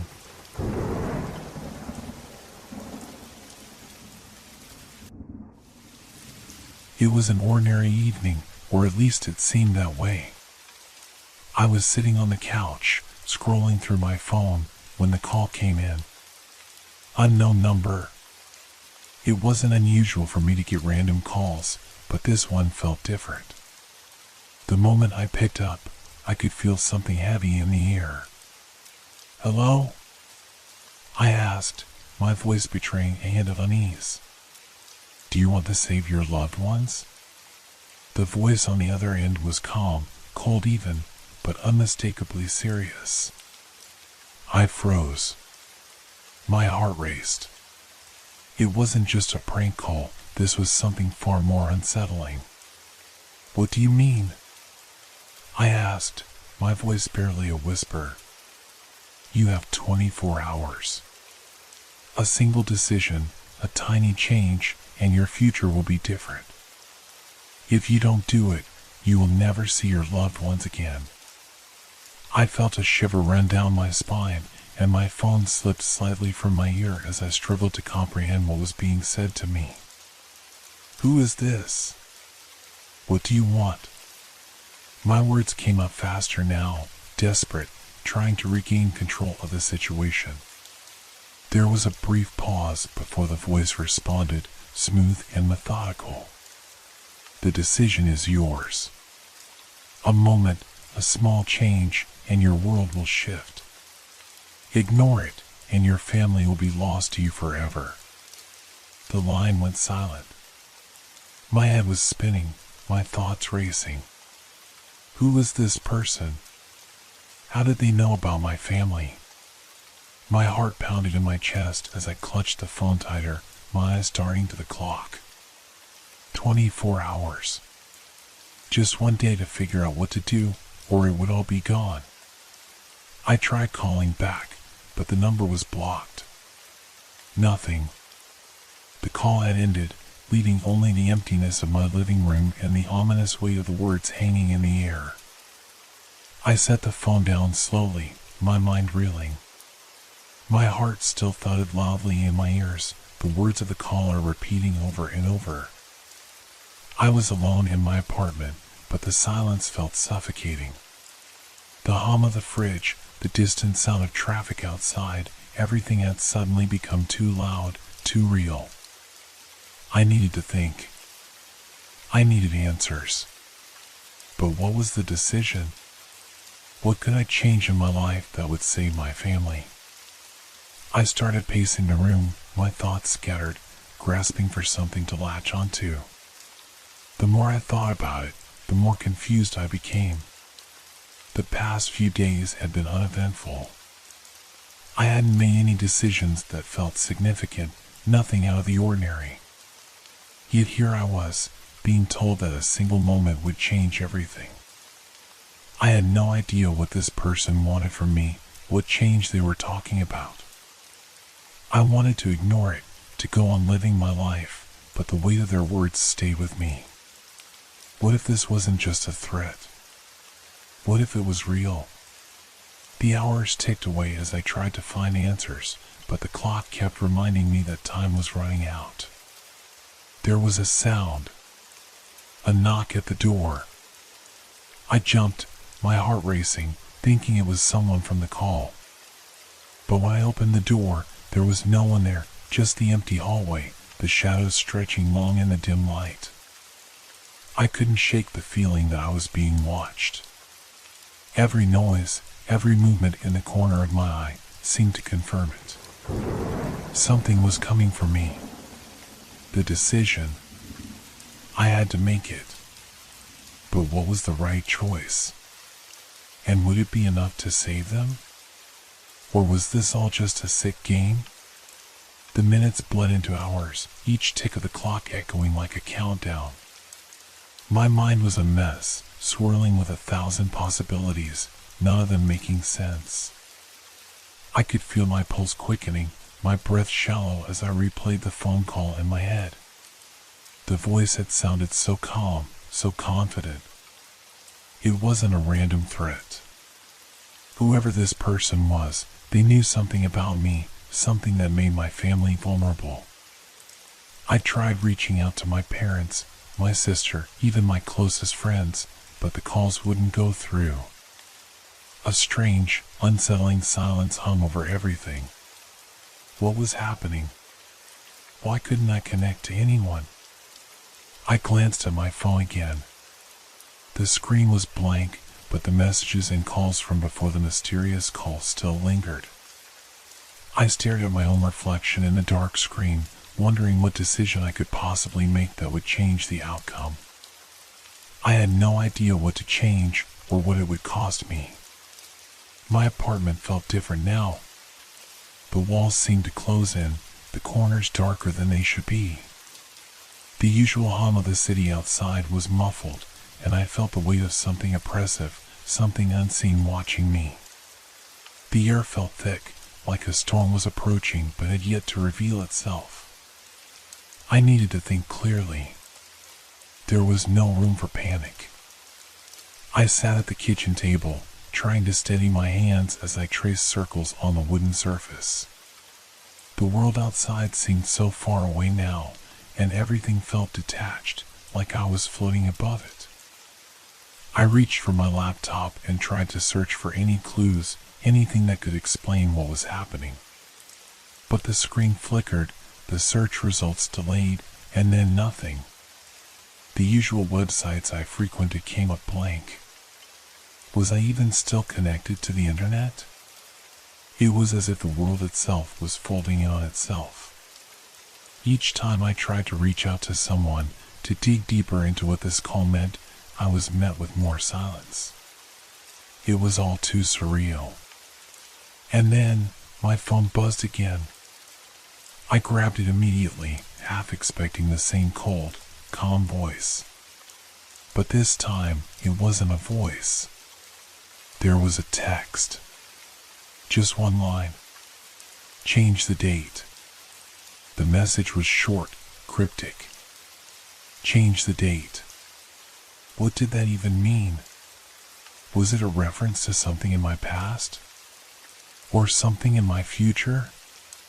The weight of the words hung over me like a lead blanket.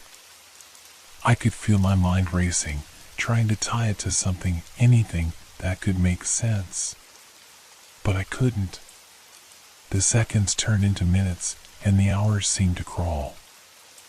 I couldn't shake the feeling that whatever this was, it wasn't just affecting me. It was something bigger. Something that tied my fate to everyone I loved. I stood up from the table, pacing again. My thoughts scattered like leaves in the wind, the pressure mounting. I needed to make a choice. The phone call had given me 24 hours. I still had time, but I was starting to wonder if time was already slipping away, if I had already missed something crucial. The knock at the door again. I froze. My breath hitched in my chest.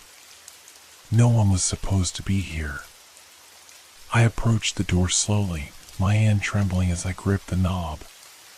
My heart was pounding louder now, as if it could be heard outside the door. I opened it cautiously. There was no one there. But on the ground, just in front of the door, lay a small, folded piece of paper. I bent down and picked it up, feeling the weight of it in my hand. The paper was old, the edges slightly torn, and when I unfolded it, the handwriting was neat but unfamiliar. It read, "The decision has always been yours. Make it or lose everything." I stared at the words, the gravity of them sinking in. The decision. What was it? What had I missed?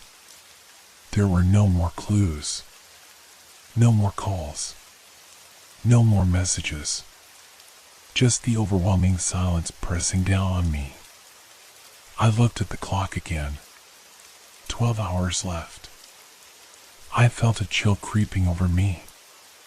It was too late to ignore this. Too late to pretend it was a bad dream. I needed to figure out the choice. Whatever it was. I just didn't know how. The quiet of the apartment was deafening. Every creak of the floorboards, every gust of wind outside seemed amplified, as though the world had slowed down around me. I paced around, my mind a whirl of confusion and fear. The call, the message, the note on the floor, it was all connected. But how? What was I supposed to do? 12 hours left. I couldn't stop glancing at the clock. It felt like time was slipping through my fingers, like sand, and no matter how hard I tried to hold on, I couldn't stop it. I needed to think. I needed a distraction. Maybe if I focused on something else, the answer would become clear. So I turned on the TV, trying to drown out the silence. The screen flickered to life. For a moment, I was relieved to hear something familiar, the voices of people, the distant hum of the city outside the window. But then the picture on the screen shifted. I froze, my eyes wide. It wasn't the usual channel. It was me. The screen showed me sitting in my apartment, just as I was now. The room was the same, but the colors were distorted, the air heavy. I could see myself sitting there on the couch, pacing, even grabbing the remote control to turn the TV on. I was watching myself. The moment I realized this, the image on the screen shifted again. The me on the TV was looking at the clock, just like I was. And then the figure on the screen smiled, just a little. A chilling, knowing smile. I jumped back from the TV, heart racing. Was this some sort of sick joke? Was I losing my mind? I grabbed the remote and turned the TV off. Silence returned, but this time it felt even more suffocating. My hands were trembling. That wasn't just a coincidence. The image on the screen was too real, too accurate. How did it know what I was doing? I couldn't ignore it anymore. I grabbed my phone again, desperately searching through every possible scenario in my head. There had to be something I was missing, something that would make sense of it all. But then, just as I was about to give up, I remembered the one thing I hadn't tried, the number from the phone call. I quickly dialed it, but the line rang and rang, never picking up.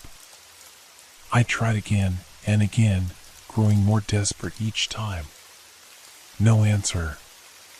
Nothing. But then, the screen flashed. A new message. You're close, but you're running out of time. My heart skipped a beat. I couldn't tell if this was the message of someone who knew more than they should, or if it was some twisted game. Either way, it was clear. The clock was ticking, and I had no idea what to do. I thought back to the note. The decision has always been yours. Make it or lose everything. It felt like it was mocking me, as if the whole thing had been set in motion long before I even received that first call. I had to make the decision, but I didn't know what decision to make. The silence around me felt like it was closing in again.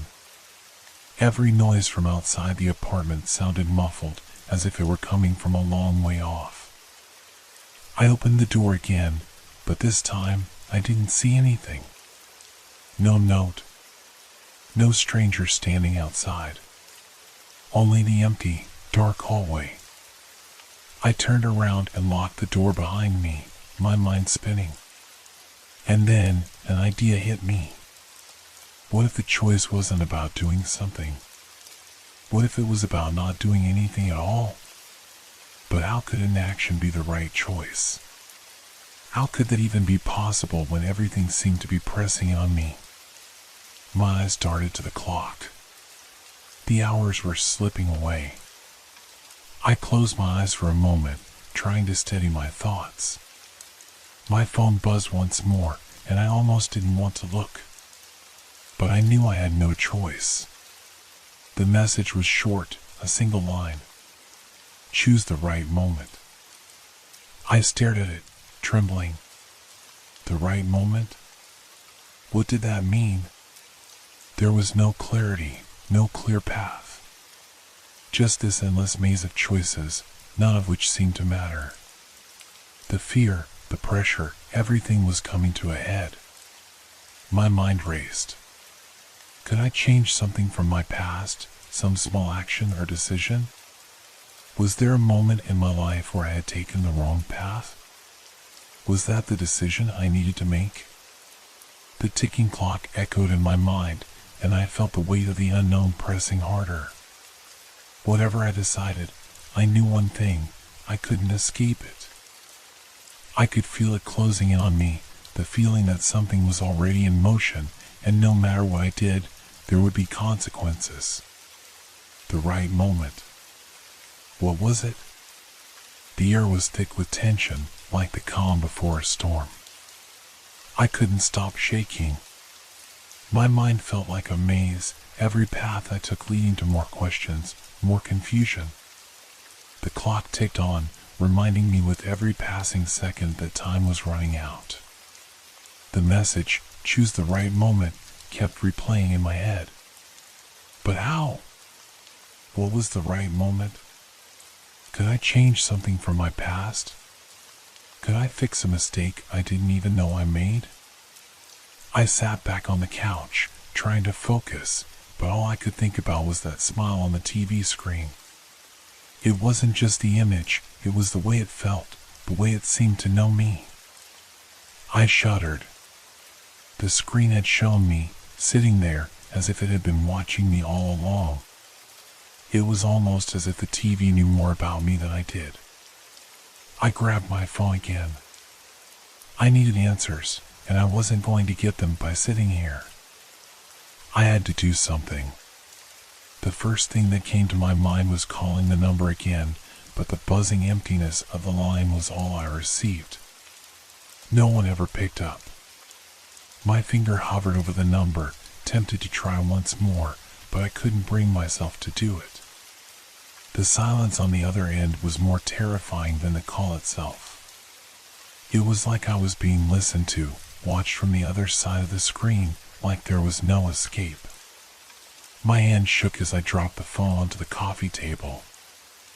I needed to think clearly. I couldn't let panic take over. Then it hit me, the message said I had 24 hours to make a choice. If the clock was real, then I still had time. But it was running out. What if this wasn't just some trick? What if I really could change something, but only if I acted at the right time? The more I thought about it, the more my mind began to blur. Was there something specific I could change? A choice I made? Something insignificant that would ripple through my life in ways I couldn't imagine? I stood up abruptly, my breath coming faster. I needed a plan. I walked over to the window and pulled the curtains back. The street outside was quiet, peaceful even. But as I looked at the darkened neighborhood, I felt a chill in the pit of my stomach. Was this the right moment? Could I have made this choice earlier? Was I too late? I thought back to the call, to the voice on the other end. It wasn't threatening, but there was something in it, something that felt wrong. It wasn't just the words. It was the way it knew my name, the way it knew everything about me. How did it know about the decisions I made? About the moment I chose to leave the restaurant that night, or the text message I sent to my brother earlier that day? Could it be true? Was this all just a game, or was my fate truly in someone else's hands? My phone buzzed again, breaking through my spiraling thoughts. I looked at it quickly, but the message wasn't from anyone I knew. The moment is almost here. That was it. The final message. I froze, staring at the screen. Was this the moment I had been waiting for? The moment to make the choice? But what was the choice? The doorbell rang, and I jumped, startled. No one ever came by this time of night. The hairs on the back of my neck stood up as I walked cautiously toward the door. I hesitated. Who could it be? I looked through the peephole. A figure stood outside, their face hidden in shadow. Hello? I called out, my voice sounding foreign in the silence of the apartment. No response. I stepped back, hand shaking as I reached for the doorknob. Whoever it was had to know something. They had to. I opened the door slowly, inch by inch, and then I saw it. No one was there. Just an envelope on the doorstep, resting in the dark.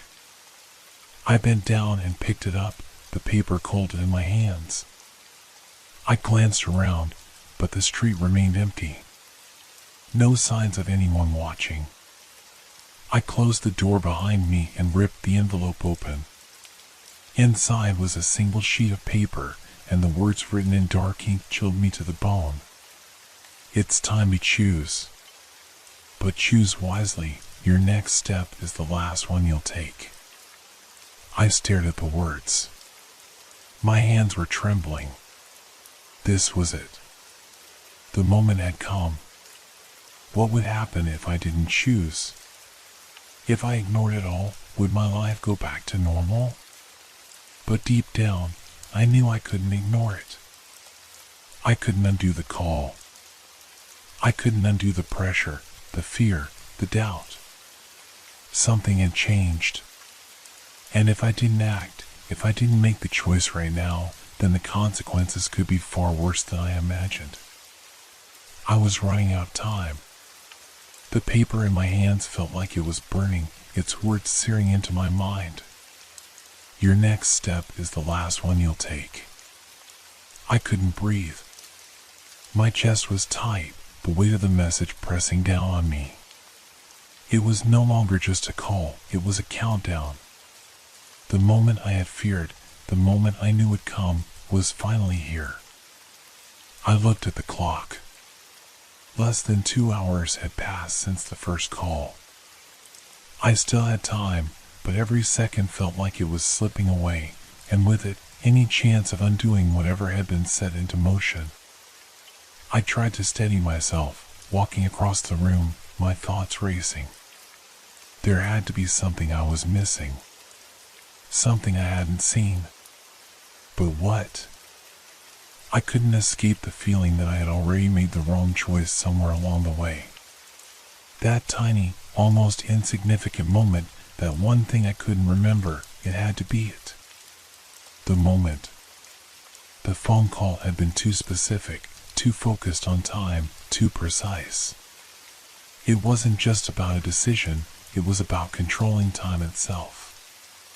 I glanced down at my phone, the buzzing vibrating through my fingertips. Another message. I didn't need to read it. I could already feel the fear creeping in.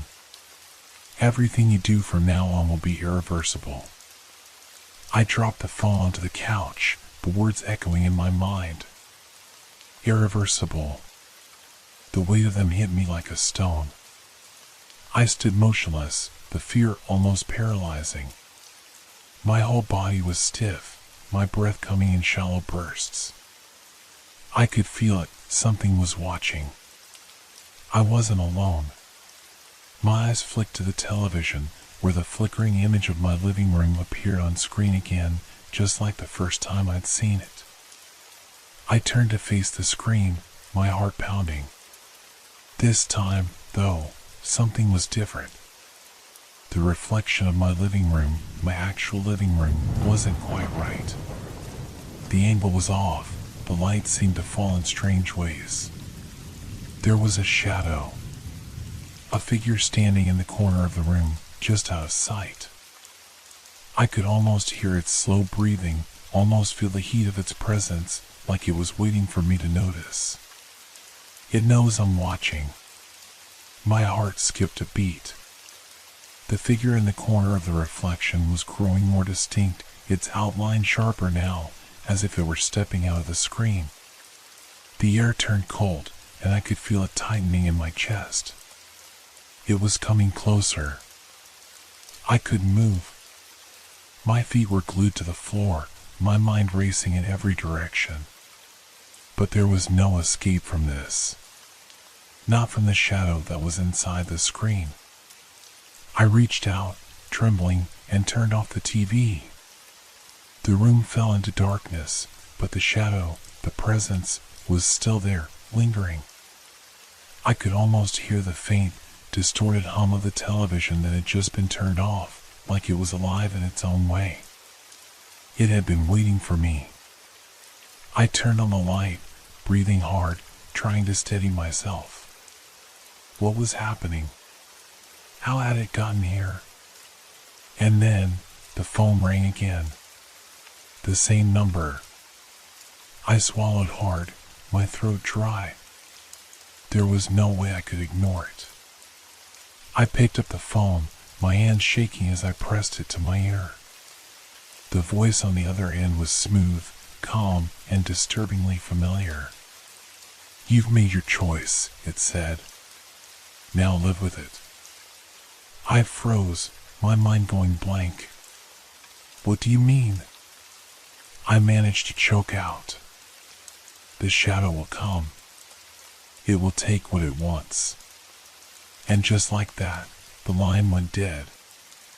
I was alone again, but the weight of the words lingered. The shadow will come.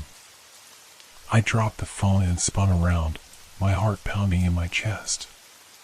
The room felt too small, too constricted. I could feel it now, the presence that had been lurking in the background, waiting for me to make a mistake. But I had already made it. I knew that now. Whatever had happened, whatever choice I had made, had led me here. To this moment. I could feel the temperature drop even further, like the air itself had thickened.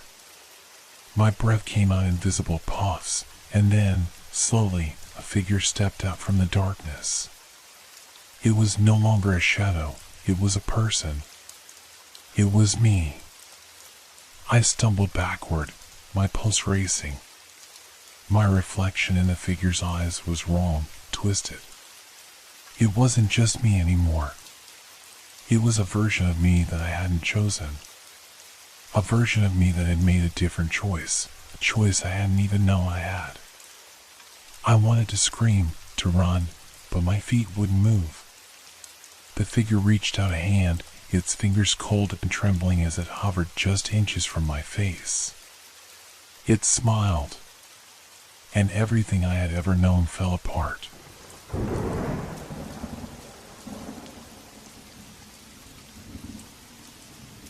It was a calm afternoon when I decided to take a walk by the river. The sun was barely breaking through the clouds, casting a soft, golden glow over everything. The air was cool, the scent of earth and fresh water heavy in the breeze. I needed a break, a moment to clear my head, to get away from the noise of my life. I walked along the path that ran parallel to the riverbank, the sound of the water flowing over rocks creating a soothing rhythm. The place was peaceful, empty, save for the occasional bird call or rustle of leaves. It felt like the kind of moment where time could slow down, where I could just be.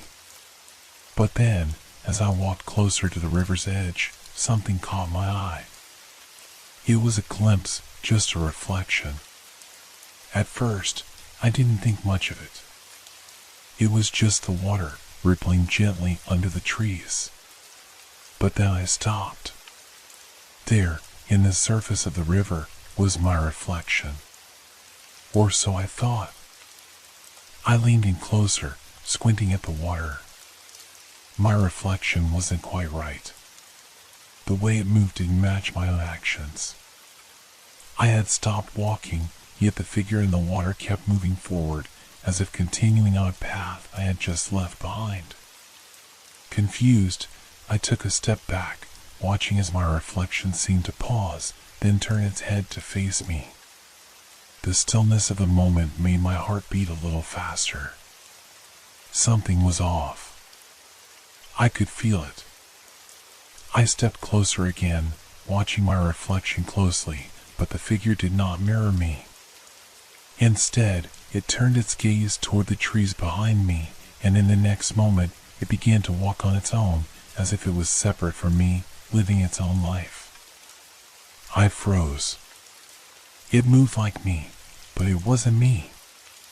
The reflection of myself was walking, step by step, down the bank, yet I stood still, rooted to the spot. The movement in the water seemed more deliberate, more real than my own body felt. It was almost like it was trying to escape from the confines of the water, trying to reach beyond the surface into the world. I couldn't take my eyes off it. The reflection was starting to change. At first, it was subtle, a slight tilt of the head, a change in posture, but soon it grew clearer. The reflection was more vivid, more defined, more alive. I felt a coldness creeping up my spine, an unease I couldn't explain. I took a step back, heart pounding. My reflection continued to walk, but now it was no longer mimicking my movements. It was choosing its own path. I reached out, my hands trembling, but I couldn't look away. What was happening? A sudden gust of wind blew through the trees, sending a ripple across the river, distorting their reflection for a moment. When the water stilled again, my reflection was gone, but I could still feel it. That presence, that other version of me, was still there. It was in the trees, in the air, in the stillness of the river. I could feel it watching me, waiting for something. I stepped back from the river's edge, my mind racing. I had to leave. But then, as I turned to go, something made me stop. The sound of the river was quieter now, and I could feel a strange pull to look back. I shouldn't have. I glanced over my shoulder, and there it was again, my reflection, standing in the water, looking at me. This time, it was not moving. It just stood there, staring. And then, in an instant, it smiled. I turned away quickly, my heart hammering in my chest. This wasn't right. The reflection wasn't supposed to smile. It wasn't supposed to be alive. With every step I took, I couldn't shake the feeling that it was still there, following me, watching me. The sense of dread grew heavier, the oppressive weight of it building with each passing moment.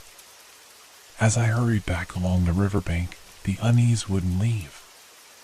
It felt like the world had shifted, like something inside me had cracked, and now there was no going back. I had seen the reflection change, live, and now it wasn't going to stop. And worse, I couldn't escape it. The walk back home felt endless. The air had thickened, and the shadows seemed longer, darker, stretching across the path like fingers reaching out to pull me in. I tried to tell myself it was just a trick of the light, that the river's reflection was merely an optical illusion, but deep down, I knew something had changed. Something was wrong.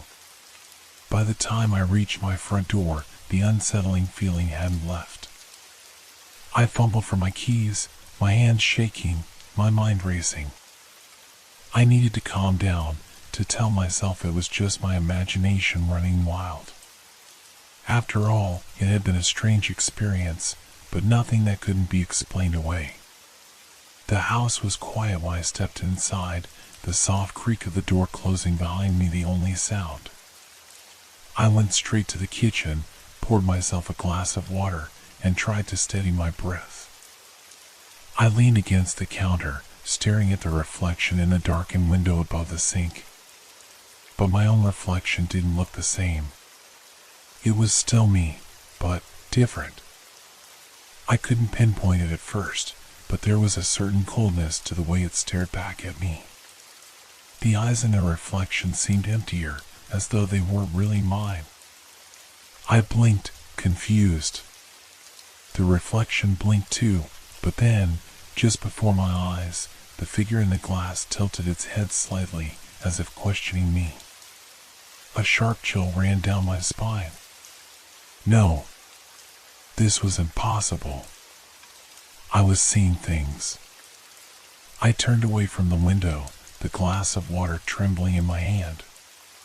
My mind was trying to process everything, what I had seen at the river, the strange feeling that was clinging to me like a shadow. It couldn't be real. It couldn't. I set the glass down on the kitchen counter, then went to the living room, trying to focus on something, anything else. I flicked on the TV, the noise filling the empty space. The mundane sounds of a show playing in the background didn't do much to ease my nerves, but at least it was a distraction. As the minutes passed, I tried to shake the feeling that I was being watched. The weight in the room felt oppressive, heavy. Every noise, every small creak in the floorboards seemed amplified, sending my pulse racing. I told myself to relax, that it was just the anxiety building up, that everything was fine. But then, I glanced at the TV screen. The figure in the reflection on the glass, on the window, in the living room, was there too. I froze. The reflection had moved. It wasn't mine anymore. It stood in the corner of the room, its posture too still, too unnatural. It was looking at me, just as it had in the river. But now it was closer. And its face, it wasn't my face anymore. The smile, the one it had worn by the river, now stretched wide, almost grotesque, as if it were mocking me. The eyes were colder, darker. And then it moved. I stumbled back, my heart pounding in my chest, my breath coming in ragged gasps. The figure in the reflection reached toward the screen. Its hand, though dark and indistinct, seemed to be stretching out, almost as if it was coming closer. I turned the TV off immediately, but the room felt colder, and the silence pressed in on me. I could hear my heartbeat pounding loudly in my ears. The reflection was still there, but now it was in the glass, in the corner of my vision, lurking, watching. Suddenly, the sound of the phone ringing broke the silence. I jumped, my heart skipping a beat. The caller ID flashed a number I didn't recognize. Hesitantly, I answered it. "Hello?" A distorted voice, soft but urgent, came through the line. "You should have never looked at the river. It's already begun." The voice didn't sound like a prank, though it was distorted, as if the speaker was far away or underwater. My blood ran cold. How did they know? How could they possibly? Before I could respond, the line went dead. The weight in the room grew heavier. I hung up the phone, my fingers numb. I felt something shifting, something closing in. The reflection in the window was still there, but now it wasn't just a reflection. It was reaching out. It was becoming a part of the room, as if it were not just a mirror image, but an entity trying to invade the world I was in. I couldn't take it anymore. I grabbed my coat and rushed out of the house, not caring where I went, just needing to get away. The streets were eerily quiet, the hum of the city far off, as if even the world around me was holding its breath. Every time I looked over my shoulder, I expected to see it, my reflection, following me, lurking just behind my own image. And then I heard it. The soft whisper, almost imperceptible, like the rustling of leaves in a breeze. But it wasn't the wind. It was my voice, coming from the reflection. "Come back, it's too late," it whispered. I ran faster, unable to escape the feeling that someone, was closing in on me.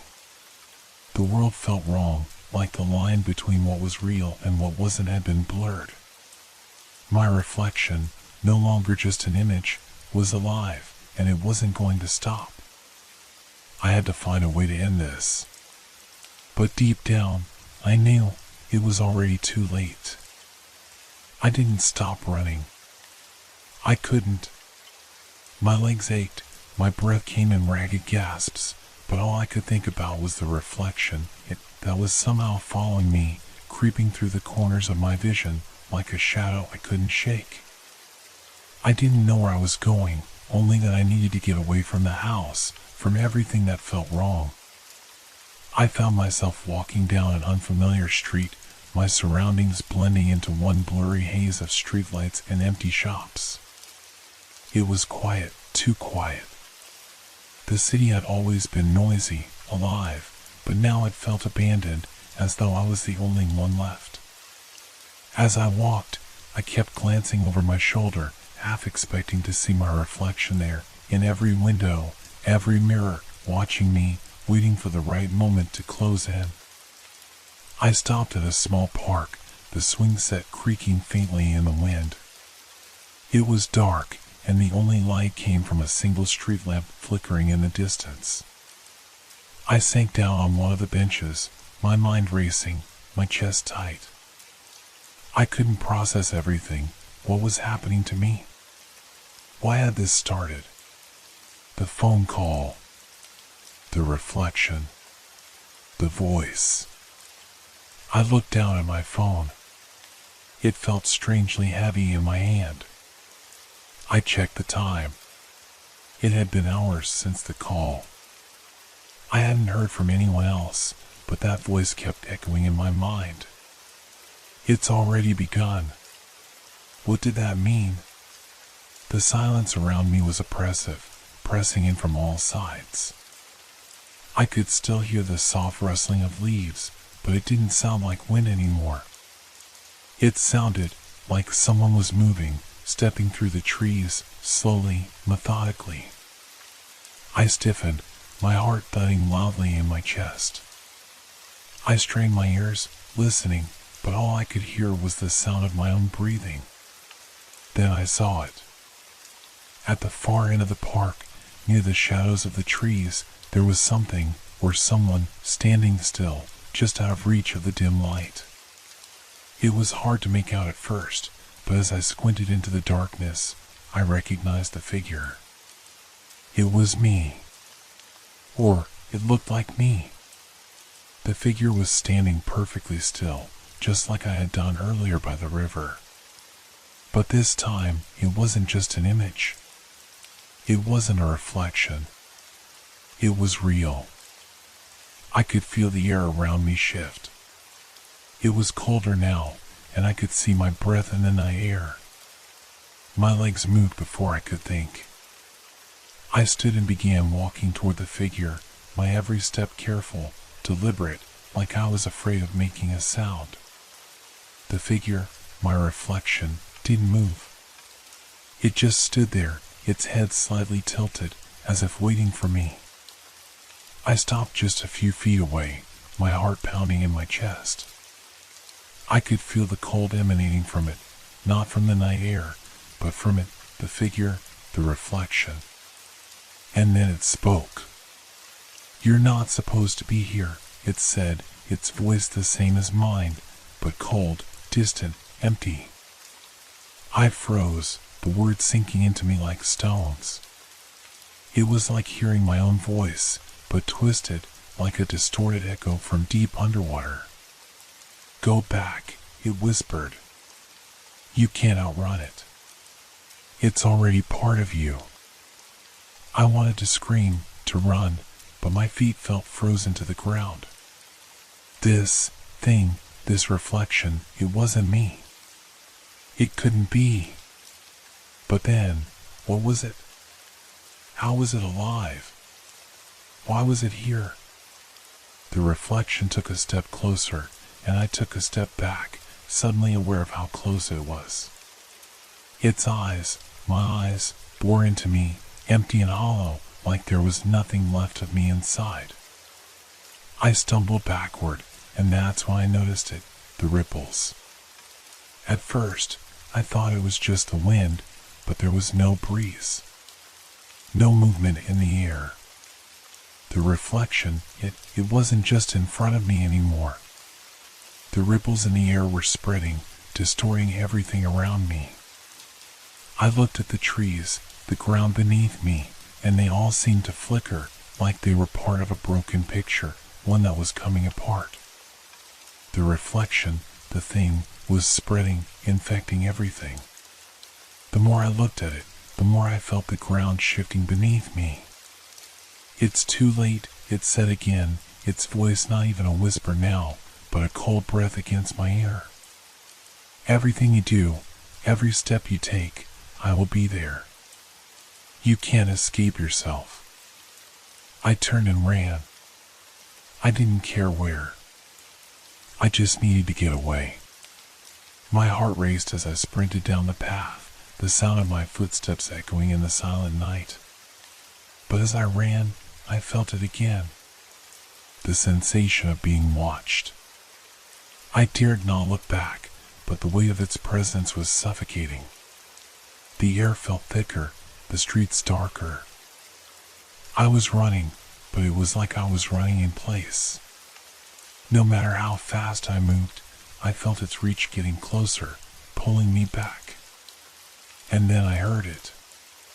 My own voice, calling from behind me, getting louder, closer, more desperate. Stop. I stumbled and fell. My hand scraped against the pavement, but I couldn't stop. I had to keep moving. I couldn't let it catch me. I stood up and kept running until the world around me began to blur again. The streetlights, the buildings, the people, everything was beginning to fade, to distort. It was like the reflection wasn't just a reflection anymore.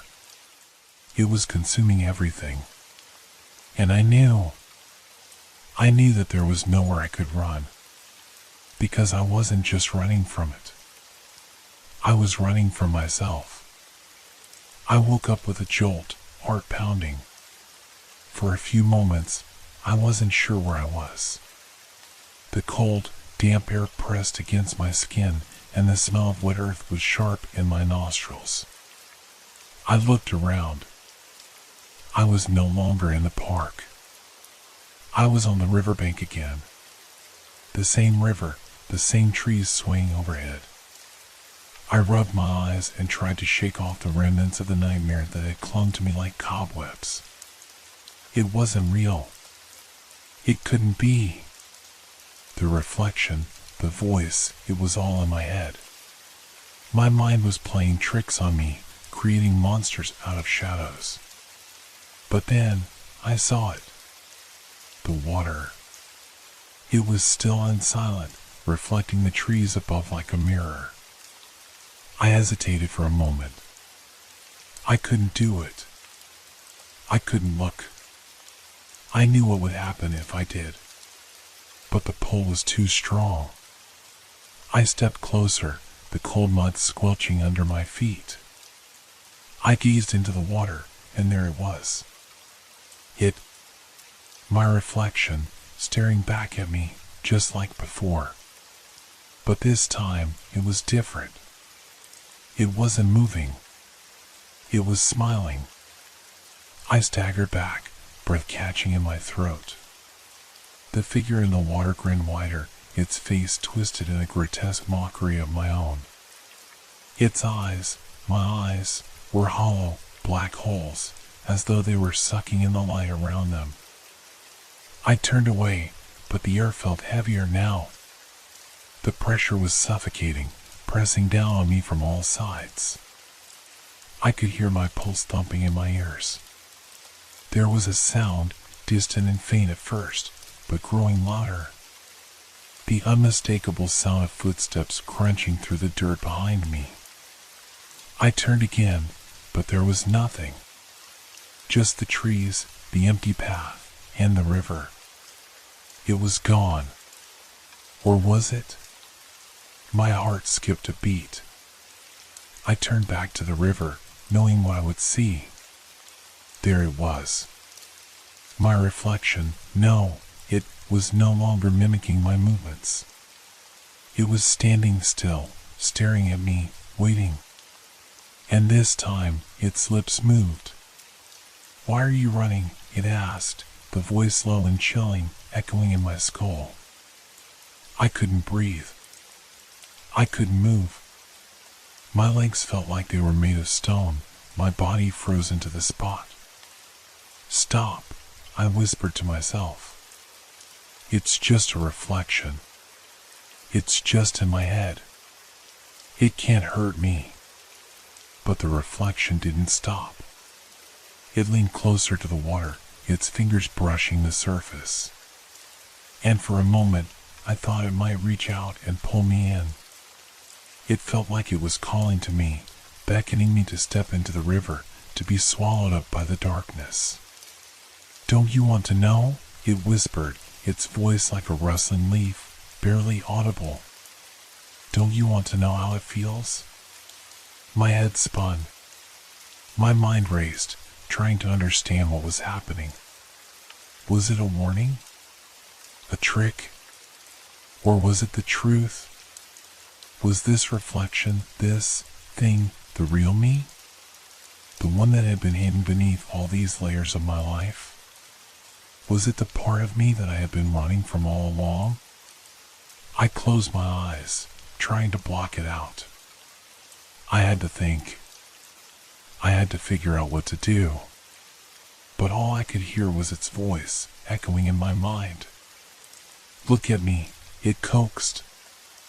"I am you. And you are me."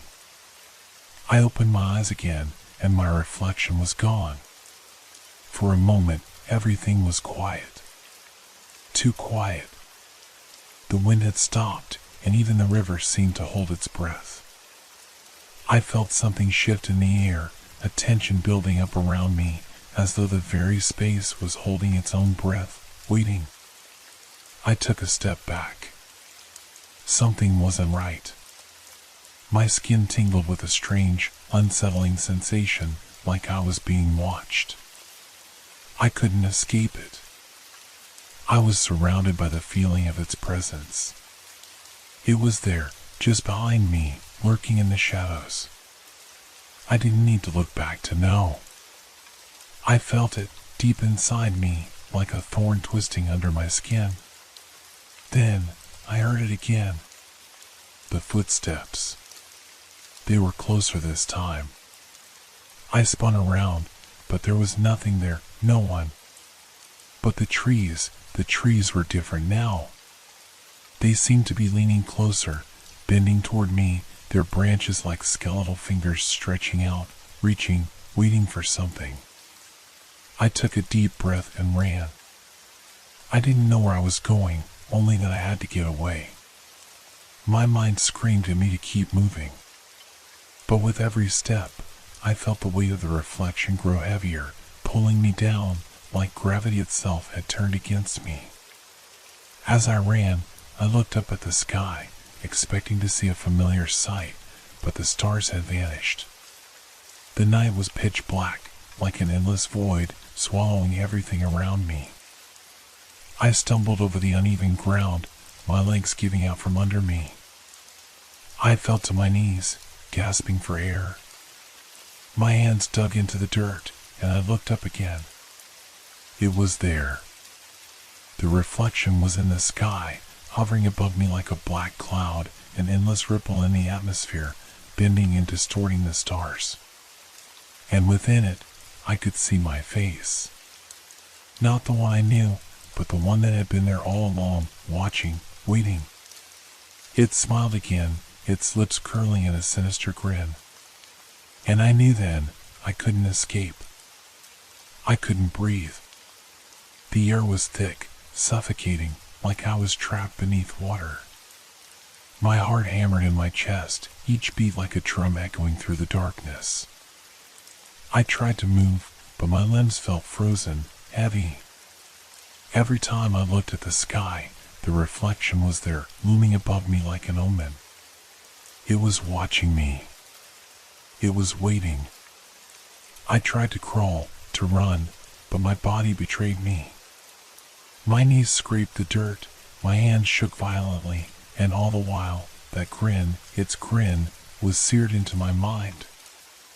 I could feel it, the weight of it, pressing against me, suffocating me from within. It wasn't just a reflection anymore. It wasn't just an image in the water. It was alive. "Stop," I whispered hoarsely, as though saying it out loud would break the spell, but it didn't. It never did. The river, once a peaceful stream, was no longer serene. The water twisted, rippling violently as if something was stirring beneath its surface. I turned toward the sound, my eyes wide with terror. The reflection in the sky began to distort, swirling like smoke, as if it was tearing apart. The stars, the night, the very fabric of reality was beginning to unravel. And then, I saw it. Through the chaos of the broken sky, something started to emerge, a figure, tall and thin, almost shadow-like, stretching down toward me. It was me. Or rather, it was me. The figure in the sky was no longer just a reflection. It had detached itself from the water, and now it was real, stepping down from the void, as if it had been waiting for this moment. The ground trembled beneath my feet as it reached toward me, its fingers long and clawed, stretching, grasping. "Come with me," it whispered, its voice like a cold wind scraping against my bones. "You can't outrun me." I could feel its presence, its grip tightening around my heart. Every step it took, I felt myself drawn closer, like a puppet on a string, miles slipping away. I struggled to break free, but it was pointless. My body was no longer mine. I was just a passenger, a witness to the inevitable. It spoke again, its words reverberating through my mind. "You are me. You always have been. There's no escaping what you've become." I tried to scream, but no sound escaped my lips. My breath caught in my throat, and the world around me began to blur. The ground beneath me twisted and shifted, the trees bending and warping like shadows cast in a broken mirror. I stumbled, tripping over my own feet, falling to the ground. I couldn't look away. The figure was closing in. It was too powerful, too overwhelming. But then, something changed. A surge of clarity, like a spark igniting in the darkness. For the first time since it all began, I understood. This wasn't just a battle for survival. It was a fight for my very soul. I had been running from myself, from the part of me I refused to acknowledge, the darkness that I had buried so deep. It had followed me all my life, hiding beneath the surface, waiting for the right moment to break free. And now, that moment had come. I looked up, locking eyes with the figure as it towered over me. Its grin had vanished, replaced by an expression of rage. I could feel it, myself, inside it, pulling at the strings, trying to control me, trying to force me into submission. But I wasn't going to let it win. With a sudden burst of strength, I pushed myself to my feet. I felt the weight of the world lift, just for a second. The figure faltered, its form flickering like a candle about to be snuffed out. I reached deep inside, pulling every ounce of all I had left. "No," I whispered, my voice trembling but resolute. "You won't control me anymore." The air around me crackled with energy. The reflection, the thing that had been haunting me, started to unravel like the threads of a broken tapestry. The sky above me tore open, the stars vanishing, and the river roared as if in fury. The reflection in the water, the one that had been alive, began to shatter, its pieces breaking off and disappearing into the night. And then, just like that, it was gone. I was standing alone in the clearing, gasping for breath, my body trembling with exhaustion. The sky was clear again, the stars twinkling faintly overhead. The river was calm once more, its surface smooth and still. For a long moment, I stood there, uncertain of whether it had all been a nightmare or if it had been real. But the silence, the peace, it felt real. The weight of the reflection that had haunted me was gone. I had won. I had survived. But as I turned to leave, I couldn't shake the feeling that something had changed. The world felt different now. The quiet was too quiet, the shadows too long. And deep down, I knew it wasn't truly over. It would never be over. The reflection, the darkness, it was always there, waiting.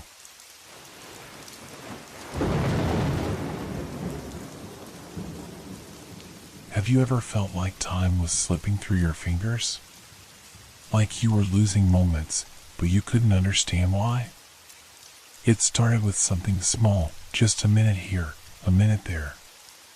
At first, I thought it was nothing. I was busy, distracted by work, or perhaps just forgetful. But it didn't take long for me to realize something was wrong. One morning, I woke up to find that my clock wasn't showing the correct time. It wasn't anything drastic, just a few minutes off.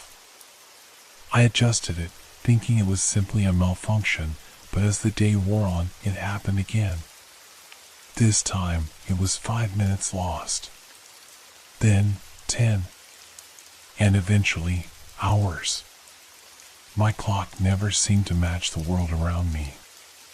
It wasn't just my clock that was acting up. The hours seemed to disappear as if they were being stolen from me. The days blurred together. I couldn't remember what I'd done just a few hours ago, and sometimes I couldn't even recall what I'd done the previous day. I started to get anxious. Was I forgetting things on purpose? Was my mind failing me? Or was there something else at play here, something that I couldn't comprehend? The sounds around me also began to change.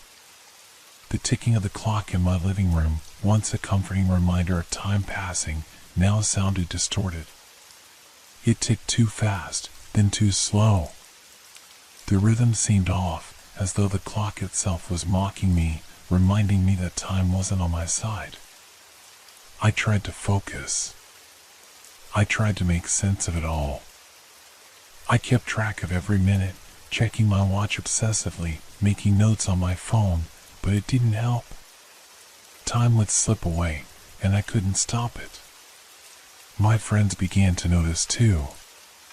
They'd call, and I'd realize hours had passed since we'd spoken last. I couldn't remember what we talked about, and the things I'd said to them felt wrong, off, as if I were speaking to them from a distant place, a place that wasn't quite real. One evening, after another day of losing time, I sat down to check my phone. The clock on the screen blinked as I watched it. It was a strange thing, like I could see the numbers changing in real time, but not quite. It wasn't a simple shift from 1 minute to the next. It was more like the time had been compressed or stretched, as if each tick of the second hand echoed into infinity. Then, my phone buzzed. A message. It was from an unknown number. You have 24 hours. After that, you won't remember. Don't waste the minutes. I stared at the message, my pulse quickening. Was this some sort of joke? Who would send me something like this?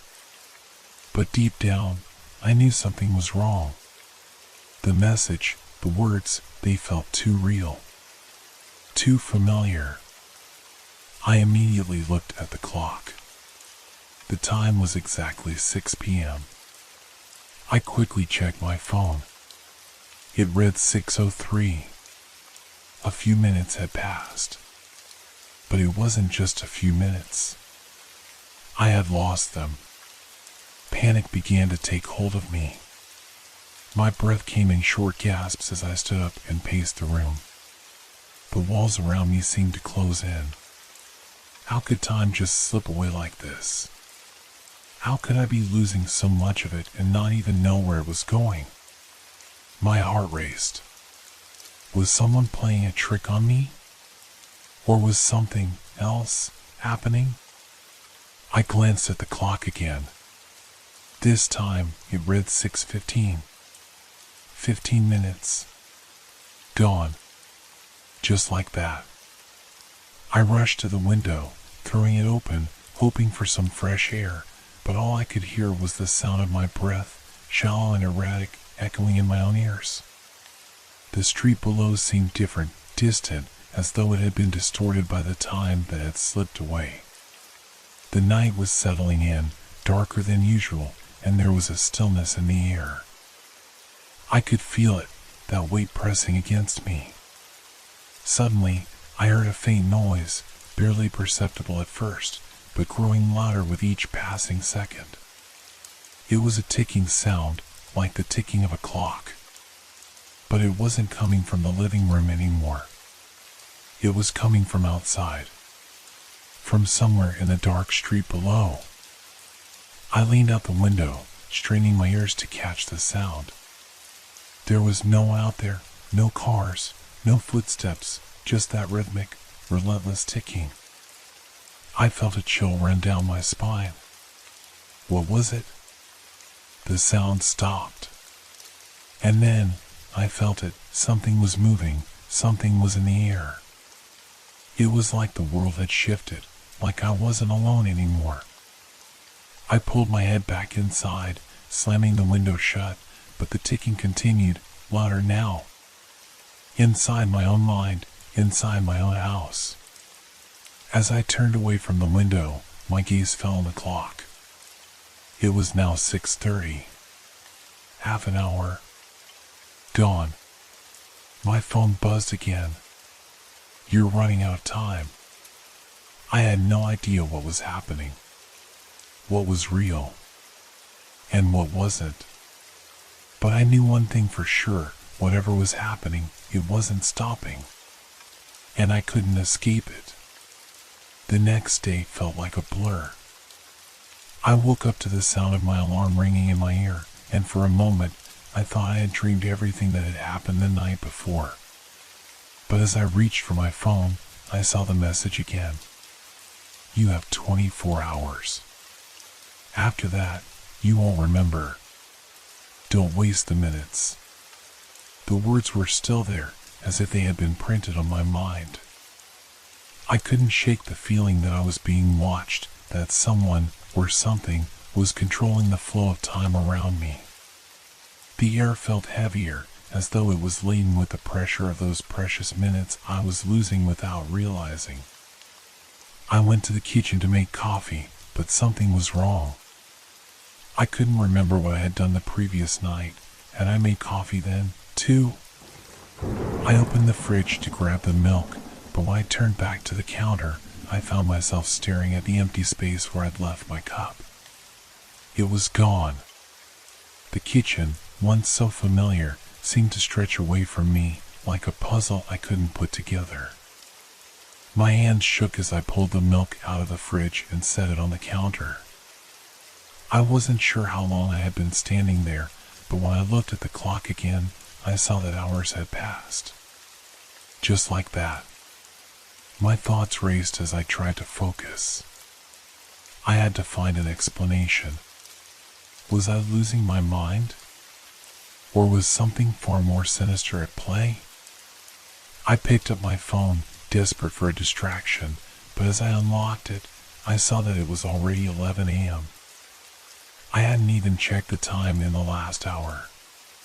The message flashed again. This time, it felt more urgent, almost like a warning. You're running out of time. Time is not your ally. I turned off my phone and slammed it down on the counter. Panic began to settle in. I couldn't make sense of any of this. There was no way to stop it, no way to fix what was happening. The clock, the minutes, they were slipping away, and I couldn't do anything to stop it. I grabbed my jacket and went outside, hoping to clear my head. The air was cold, biting against my skin as I walked through the empty streets. There was no one around. The world felt strangely quiet, as if everyone had disappeared. I walked faster, my footsteps echoing in the silence. As I passed a park, I noticed a man sitting on a bench. His back was turned to me, but something about him seemed familiar. I couldn't place it at first, but then it hit me. The man looked like me. I stopped dead in my tracks. The figure didn't move, but there was something about the way he sat there, so still, so lifeless, that sent a chill through my spine. I couldn't look away. I took a step closer, and as I did, I saw the man's face. It was my face. But it wasn't me. His eyes were wide open, staring into nothing, as if he was waiting for something. His mouth was slightly open, as if he was about to speak, but there was no sound. I froze. I didn't know what to do.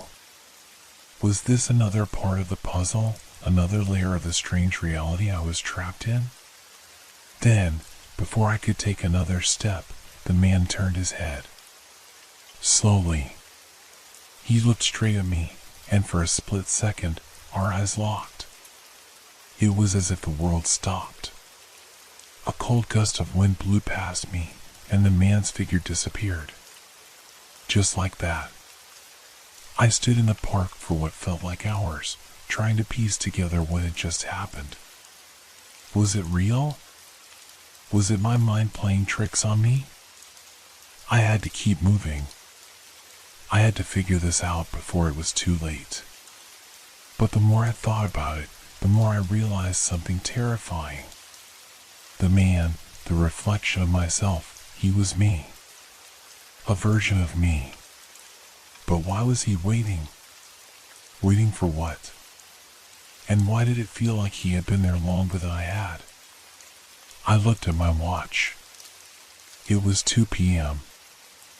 I was losing time again. The same way I had before. Only this time, it felt different. It felt like I was being pulled deeper into something I couldn't escape. I had to find the answer. I had to stop it. As I walked back toward my apartment, the world around me seemed to shift. The shadows stretched unnaturally long, the streets empty, the buildings around me flickering as if they were glitching in and out of existence. My heart raced as I entered the building, taking the stairs 2 at a time. I slammed the door behind me, feeling an overwhelming sense of dread that I couldn't explain. But there was something waiting for me. I could hear it now. That same ticking sound, growing louder and louder with each passing second. It was everywhere. I had to face it. I had to figure out what was happening to me before I lost everything. The door creaked as I pushed it open, the sound echoing down the narrow hallway. My apartment, which had always felt like a safe haven, now seemed like a cage. The familiar walls felt as if they were closing in on me. I rushed inside, slamming the door shut behind me, as though trying to block out whatever was lurking just outside. The silence in the apartment was suffocating. The ticking sound I heard earlier had not faded, it was still there, now faint but persistent, coming from somewhere within the walls. I looked around, my heart pounding. The clock on the wall, the one I'd always trusted, now seemed like an enemy. It wasn't showing the time correctly. The second hand jerked sporadically, moving in fits and starts, as if it was trying to escape the passage of time itself. I grabbed my phone again. The message from earlier was still there. But now, it felt more like a command than a warning. You're running out of time. You're losing yourself. I felt my hands tremble as I read the words. My mind was clouded with confusion, and the more I tried to understand, the further I seemed to fall into this disorienting abyss. I sank into my chair, my mind racing, the seconds slipping away. Was I losing time in the real world, or had the world itself changed? I could remember the sound of my footsteps, the hum of the refrigerator, but somehow they felt distant. They didn't belong to me anymore. I heard a knock on the door. My heart skipped a beat. I stood up, every muscle in my body tensed, ready to bolt at the slightest hint of danger. Another knock. More urgent this time. I didn't want to open the door. But curiosity clawed at me, dragging me closer. I didn't know who it could be. No one knew about my situation. No one would be knocking at this hour. Not unless. I hesitated, but then my hand reached for the doorknob as if I had no choice. I pulled the door open. The hallway was empty. No one was there. But as I stepped into the doorway, I saw something that sent a chill down my spine. At the end of the corridor, standing in the dim light, was a figure. It was tall, shadowed, and familiar in a way that made my blood run cold.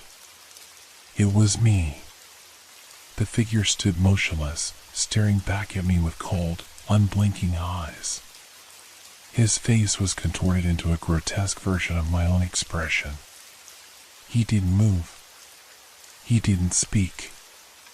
But I could feel his presence, almost like he was daring me to come closer.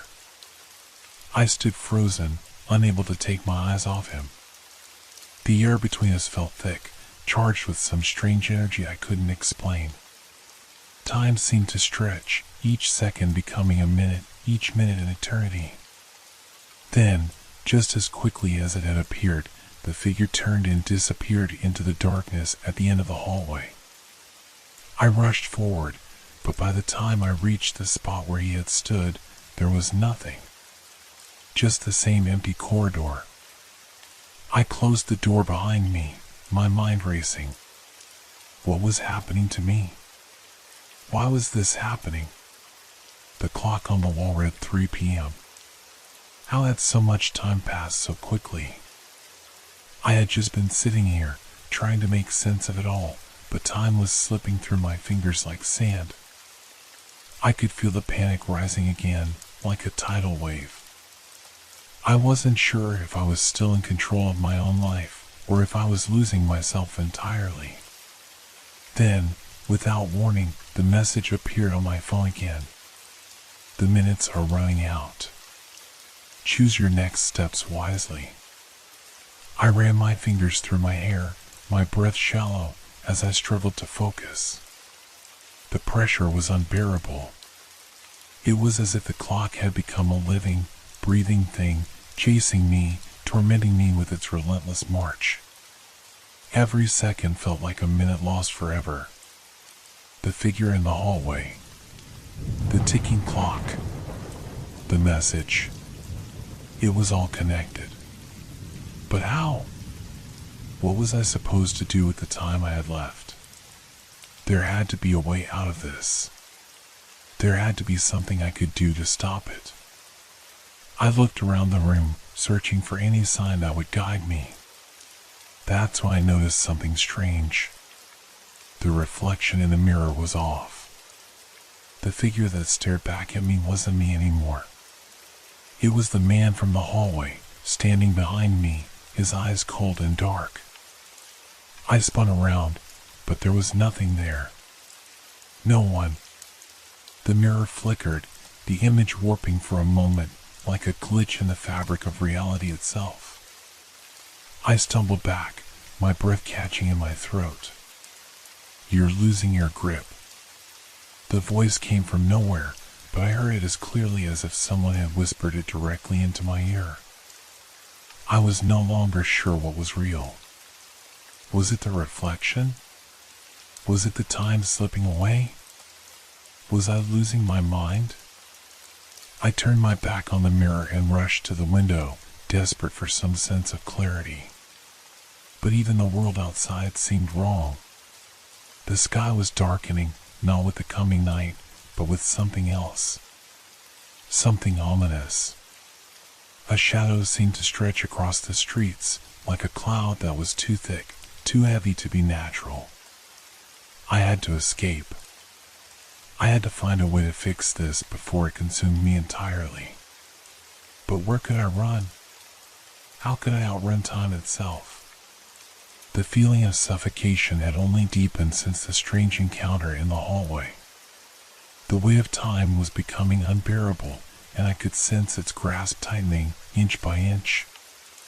My thoughts felt like they were fraying at the edges, and the minutes that had once been a simple measurement now seemed like a cruel trick, slipping away faster than I could comprehend. I paced back and forth across the apartment, trying to make sense of everything, but my mind kept returning to the same questions. Why was this happening? Why was I losing time, and who was that figure? What was I supposed to do? I glanced at the clock again. The hands hadn't moved. The clock had become nothing more than a cruel ornament, taunting me. The seconds had stopped, and yet I could feel them slipping away like sand through my fingers. I had no idea what it meant for the time to be frozen, and I certainly didn't know how to break free from it. Suddenly, the phone rang. The sound shattered the silence in the room, and I jumped, my heart racing. I hesitated for a moment, unsure whether I should even answer it. But something told me I had no choice. I picked up the phone with trembling hands. "Hello?" I said, my voice shaky, barely above a whisper. There was a long pause on the other end, and then a voice I didn't recognize spoke, low and calm, but carrying an undeniable weight. "You can't outrun it." My pulse quickened. I gripped the phone tighter, as if trying to steady myself against the gravity of those words. "What do you mean? Who is this?" The voice didn't respond immediately, but I could hear faint rustling, like someone moving through a room in the distance. "The time is already lost. You can't change what's already happened." The voice was distant, almost as if it came from another dimension or somewhere deep within my own mind. It felt familiar and yet entirely foreign. "Stop it. Tell me what's going on." I snapped, my patience wearing thin. I was losing control, and I needed answers. "Look at the mirror." The line went dead. I stood frozen for a moment, my mind spinning. Look at the mirror? Why? I didn't want to. Not after what I'd seen. The reflection, no, the thing that looked like me, was not a comforting sight. But the voice, the cryptic message, lingered in my head. It seemed like I had no choice but to obey. I slowly turned toward the mirror. The air in the room had become thick with tension, and the oppressive weight of the silence pressed in on me. The reflection appeared the same as it always had, at least at first. But then, I saw it. A slight shift in the way the reflection stood, the way it moved. I was standing there, motionless, staring back at myself, but the figure in the reflection, my reflection, was doing something different. It started to move. I didn't understand. The figure in the mirror was no longer a mere reflection of my actions. It was alive. It raised a hand, as if mimicking my movements. But then, it smiled. A wide, twisted grin that I hadn't made, a look that sent a jolt of terror through my chest. "You can't escape me." The words seemed to come from both the reflection and the voice on the phone. It was all one and the same force was trying to take over. I felt my heart race. The air was getting colder, and the edges of my vision started to blur. The more I stared at the reflection, the more I felt myself drifting away from the present moment. I turned away from the mirror, trying to pull myself back, but it was too late. My body felt heavy, as if something invisible was weighing me down, pulling me toward the glass. There was a knock at the door again. My thoughts were so scattered, I couldn't tell whether the knocking was real or just a figment of my imagination. But I couldn't ignore it. I had to know if there was someone there. Maybe, just maybe, someone could help me. I stumbled toward the door, my movements slow, like I was wading through thick fog. I grabbed the doorknob and opened it. No one. Just like before. Empty. Yet, I could hear footsteps behind me, echoing in the hallway. They sounded close. Too close. I turned around, expecting to see something. But again, there was nothing. Only the flickering reflection in the hallway mirror, which seemed to be growing larger, as if it were coming to life, just like the one in my own apartment. "You can't hide." The voice came from all around me, making it impossible to tell where it was coming from. I stumbled back into the apartment, closing the door behind me, my breath ragged.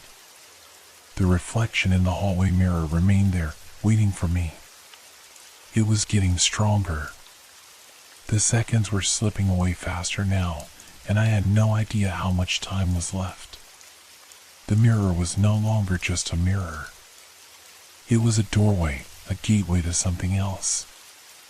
I needed to stop it. I had to stop it before it consumed me entirely. The world felt distorted, like I was caught between dimensions. I could hear the echo of my own breath, but it seemed hollow, as if it wasn't mine. Every step I took was measured, cautious, as though the ground beneath me might crack open at any moment. I could feel the time slipping through my fingers faster than ever before, but this time I was powerless to stop it. The ticking of the clock, once an oppressive but familiar sound, was now a deafening drumbeat in my ears, urging me towards some inevitable conclusion. I stumbled back toward the hallway, my heart pounding in my chest. The mirror was still there, its surface rippling as if alive, a cruel reflection of my own reality. The footsteps, those hollow, echoing footsteps, were growing louder, almost deafening. They were right behind me, getting closer. I had to face it, whatever it was. As I approached the mirror, I noticed that the reflection no longer mirrored me. It was moving on its own now, independent, alive with malevolent purpose. The figure in the mirror didn't just watch me anymore. It studied me, a cold, calculating presence that was bent on replacing me. The reflection's smile had twisted into something grotesque, a mocking grin that seemed to grow with every passing second. "You can't run forever." The voice came again, but this time it wasn't just a phone with a reflection, it was in my mind, clawing its way into my thoughts. I felt like I was being pulled apart, caught in the middle of something much larger than I could understand. The boundaries of time were bending, warping. My hands shook as I reached toward the mirror, my fingers trembling with the weight of the decision. Should I break the glass? Should I confront whatever lay on the other side? Before I could make a move, the reflection stepped forward. No, I stepped forward. I gasped, stumbling back, as the figure in the mirror mirrored my movements. But this time, it wasn't following me. It was in control. It was coming for me. A cold wind swept through the apartment, and the lights flickered, casting erratic shadows across the walls. I could hear the sound of glass cracking, the walls groaning, and then the unmistakable sound of footsteps, my footsteps, moving toward me. I turned, and there it was. The figure from the reflection, standing in the hallway, its eyes locked onto mine. It was me, but it wasn't me. The version of me in the mirror had come to life. The smile stretched wider, its teeth unnaturally sharp. "It's too late. I've taken everything from you." The voice was no longer a whisper, it was loud, deafening. It surrounded me, filled my mind, invaded every thought. The reflection in the hallway was now walking toward me, its movements jerky, unnatural, but determined.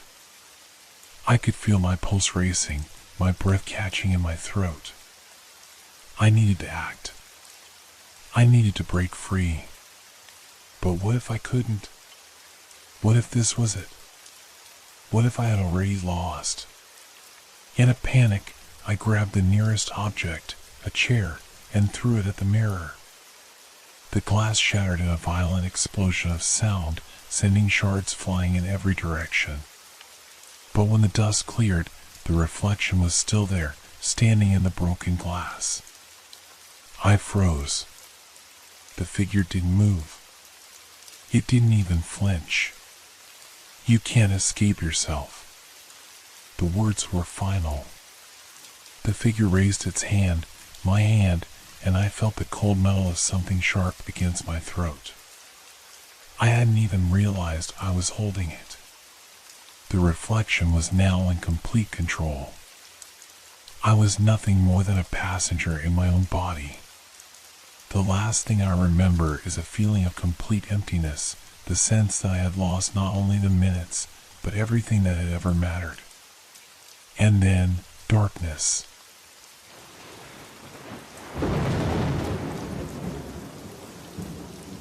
Hope your dreams are filled with fear. Good night.